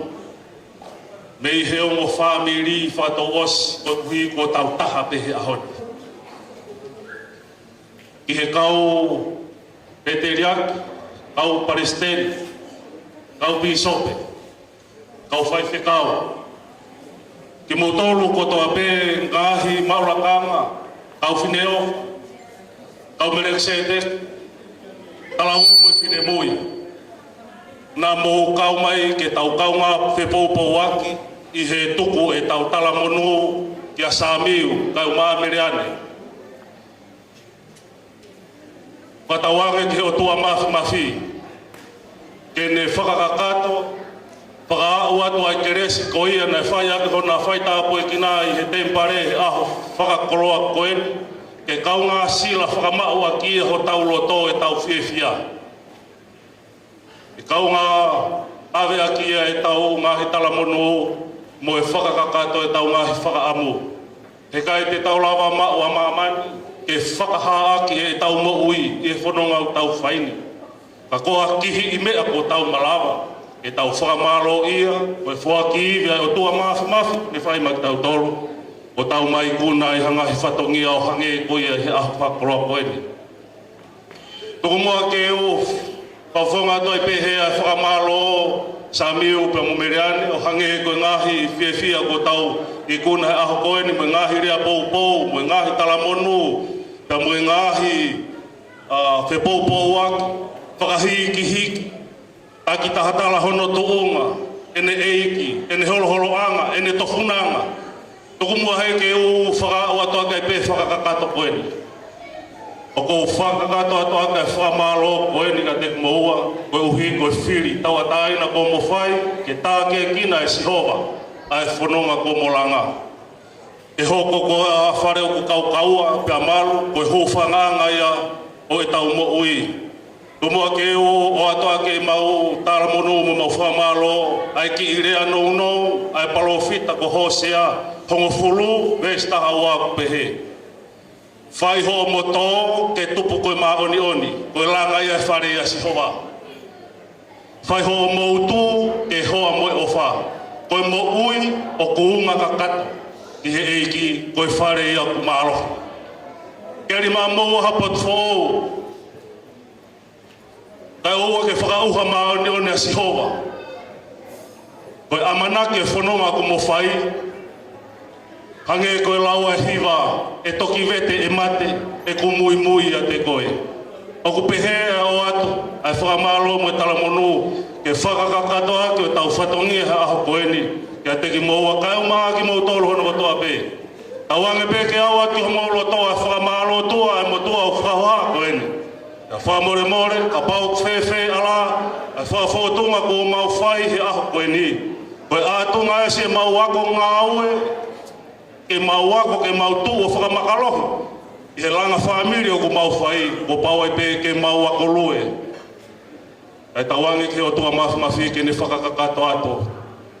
O whaatu ke whawhonga ko toa pe, au kaunga kau whataha e whare koeni. Whainga maari e koeni, o oange ke piso pe, ke ne whai halotu, tuku maki tau tolo, o tuku ai pe ha tau tāpua ki whaosi ka tau tōku whanonga atu.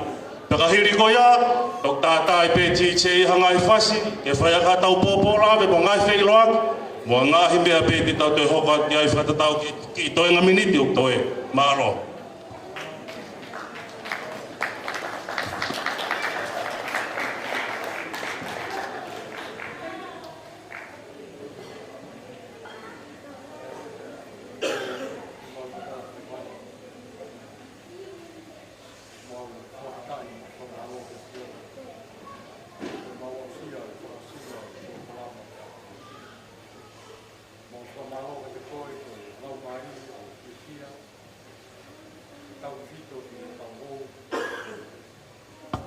mo e fine mui koini.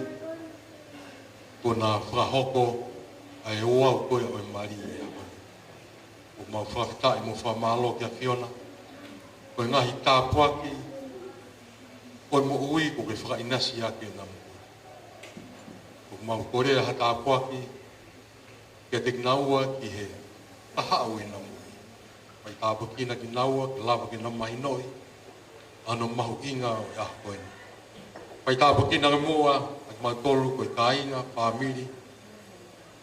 Koe whanga mari na mau he ni ai ke mau ke whakaha e mau ofa, mau pou, ke whiri mau inga kona whahauke a koe. Mau tang mo kore ka Fiona ka mau mātuku e whituni. Wahao whiangi mua e mau mo ui me ngahi, whangataa ke kehe. E tuku mua ke lawa ke mau wau lelei ke ngahi. Ko mau ngahi whamiri taka. Mau kore whamori mori ki a Fiona. Koe ngā koe mau ngahi whihalaku, mai tono nou. Hapa aho matikman. I loa ngai tāpuaki ma ngai monu ia. O teke au sia e loto mai waini ke whao loto a Fiona. Pea mau wha ia e loto malalo mooni. E wafa o alo ko sisu place. Amen. Whamalo ke bisope. Koe whakato toko tau tāpuaki. DJ.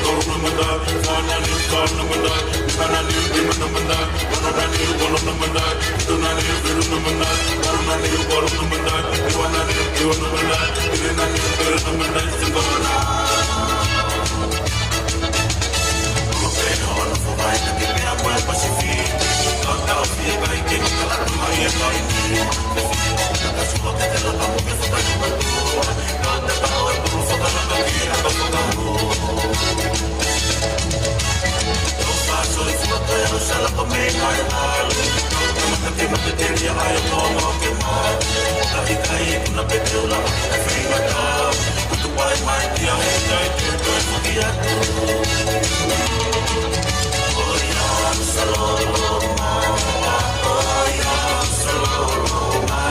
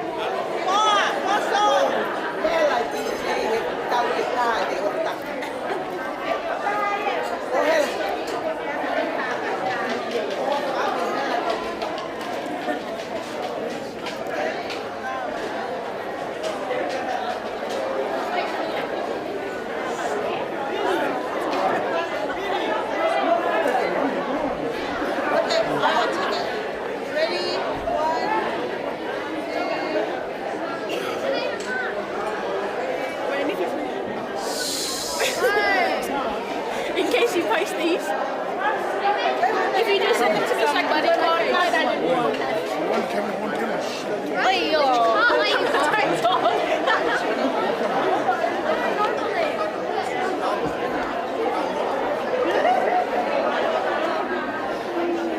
Hello, hello. Hi, sir.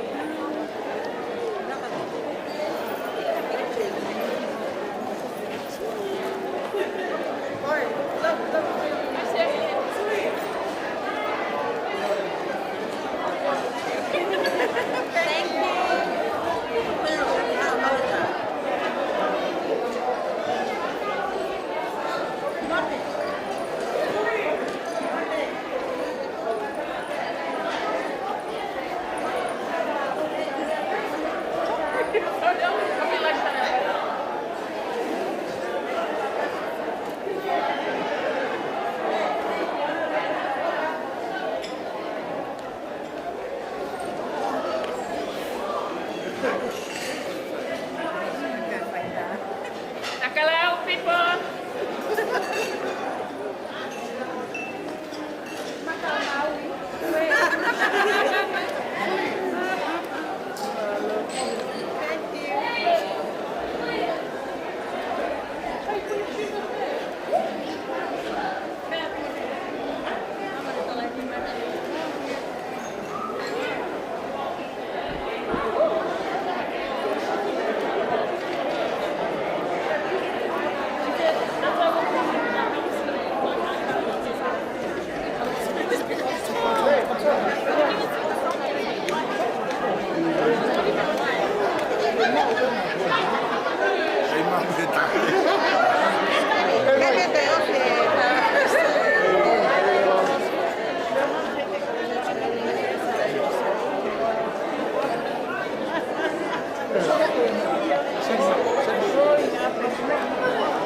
Católica, né?